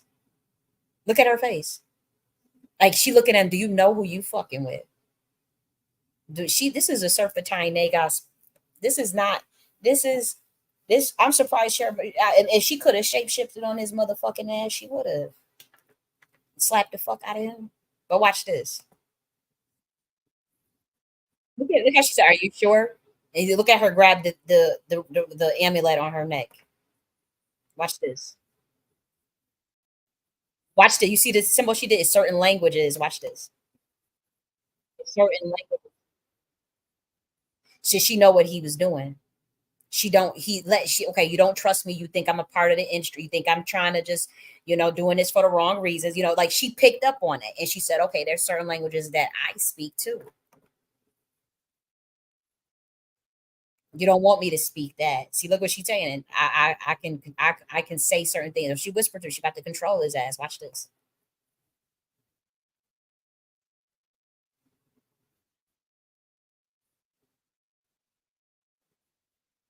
And she knows she's speaking to his spirit. And when he said, I'm dead, and that's why she said, where is the bullet holes at? Because she need to know she's talking to the right spirit.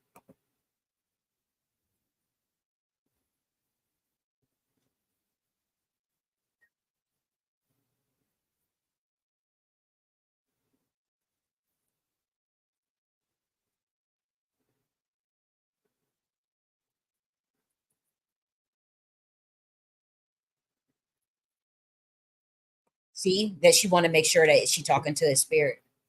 And that she not being set up. She started realizing, okay, was you paid to kind of put me like to because he's sending out dog whistles that he don't really she the Matrix, she wrote it, she the Terminator, she worked with these motherfuckers. Now you want to expose these motherfuckers. And when he said in the earlier interview, which we didn't cover, when he said I was a kid, I was in major pain. He said it's different with you. Like he letting people know, like I didn't have no choice to get into this. You walked into this shit and took the Baphomet. Like that's what he's saying because he's saying he ain't never taken over, and he letting them know like I don't know if you truly on God's side, and and she picked up on it and she's getting upset. And she's saying, I can speak languages too. You don't want me to speak that, because she know that he got alters and MK Ultra. She know how to program his motherfucking ass. That's why he said the programmer, you wrote the Matrix and you the Terminator.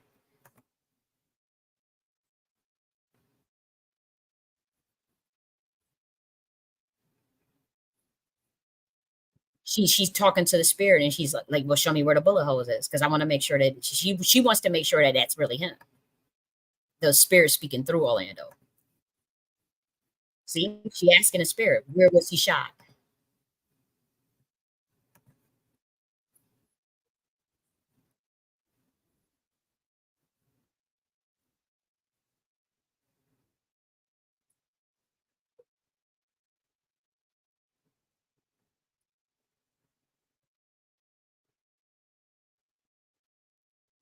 See, look, I got somebody that wants to talk to you. And I got chills. Everybody that is three people, everybody kept saying they got chills at this part, because she not playing with him now. She about to conjure it. She you see that stuff, that thing that's around her neck? She about to bring out the big dog and check his ass. She about to bring it out. Watch.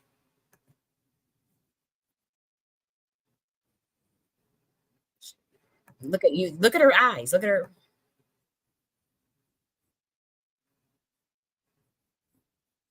Look at her.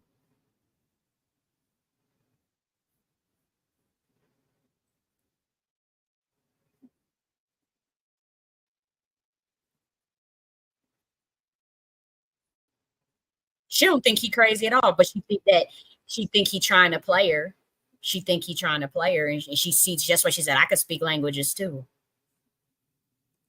because she know that he in a different dimension and speaking and throwing out dog whistles this whole thing, and now she ready to check his ass.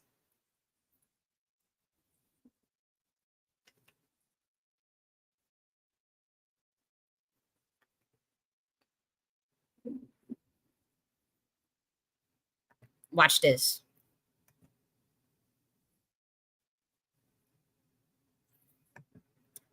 Here's programmer time. Now watch this. That's why I think I got somebody that I want to speak to now. She's about to check that altar in it.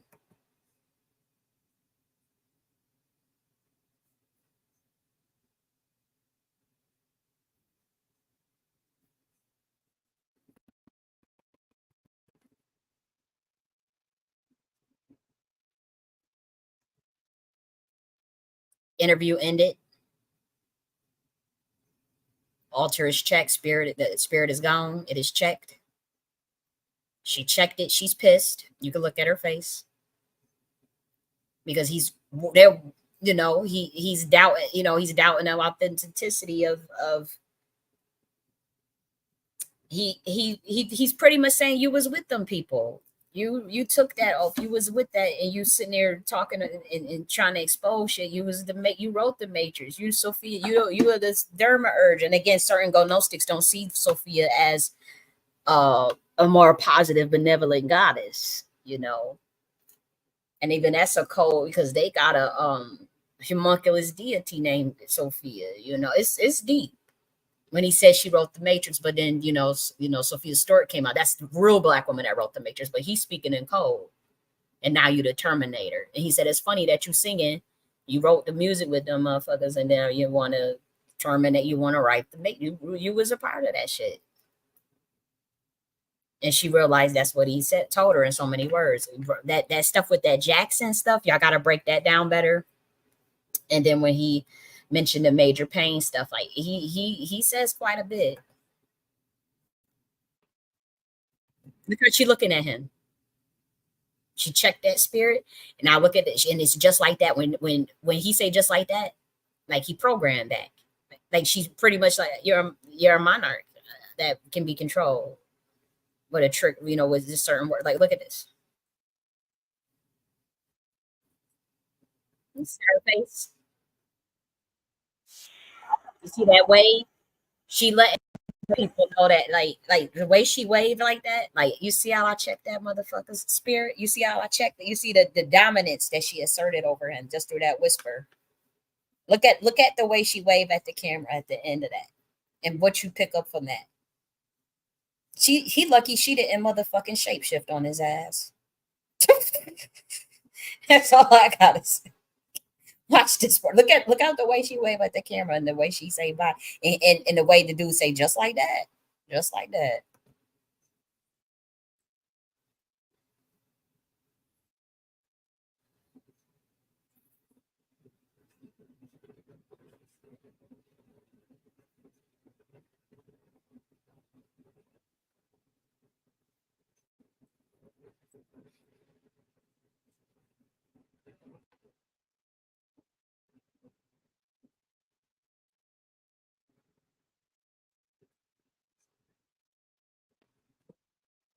She way like that. Like I can speak languages too. She went, she checked it, said what she said. We don't know what she said, but you see how he got his act together and how he ended that interview. She triggered. She knew what to say, exactly what to say to get him to shut the fuck up and stop talking. And you know, she knew exactly what to say.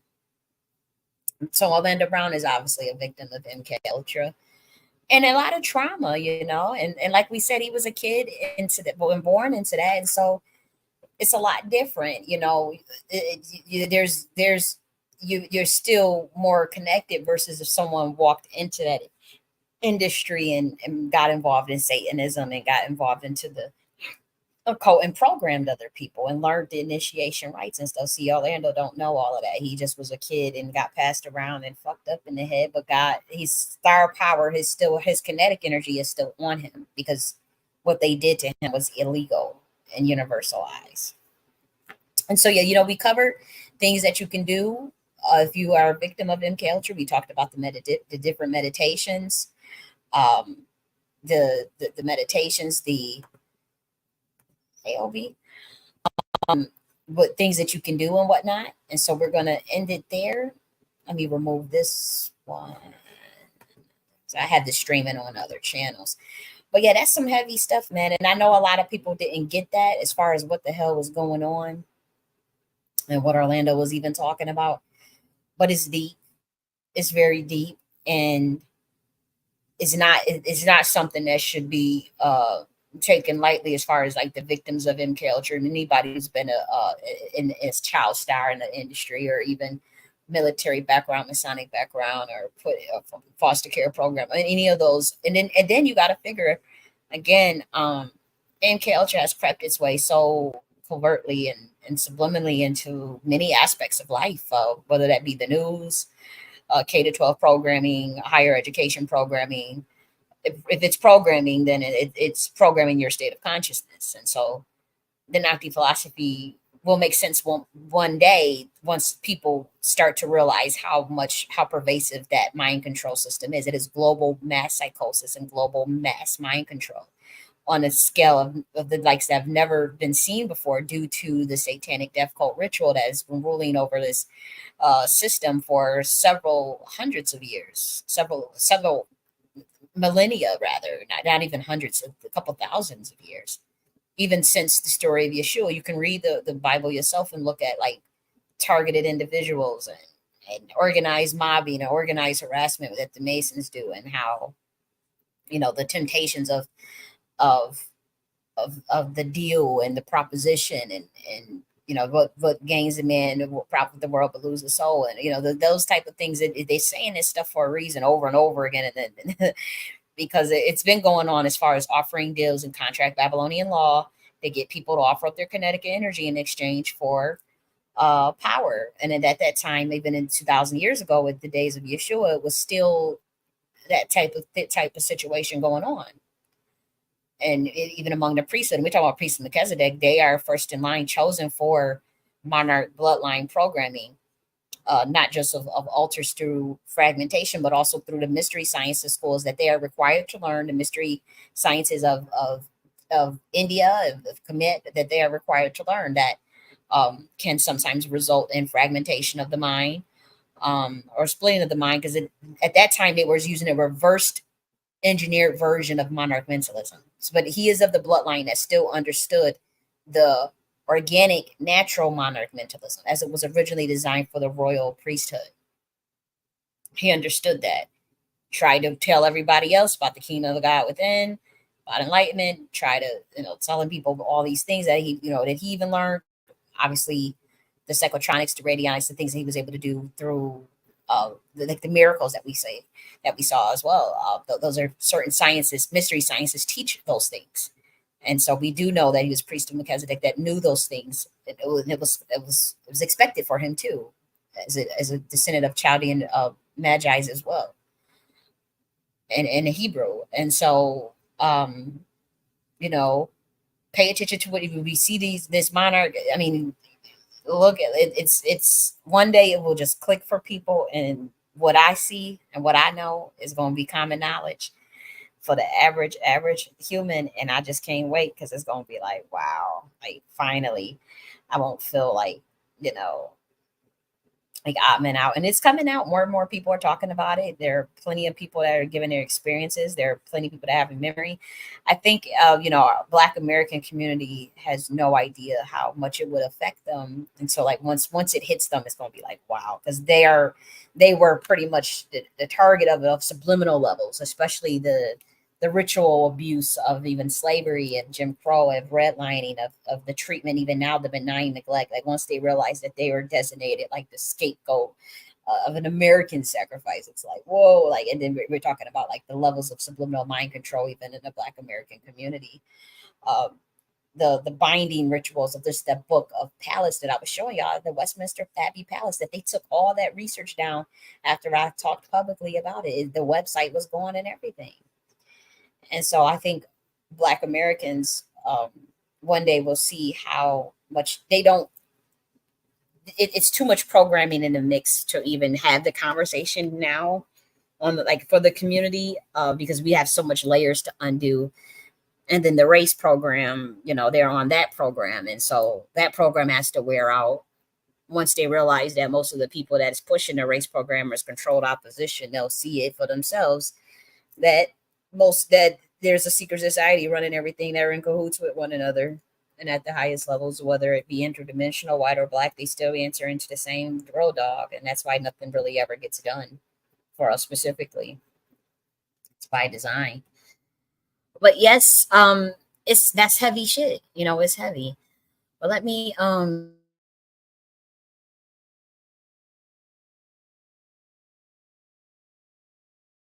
you know, it was like stuff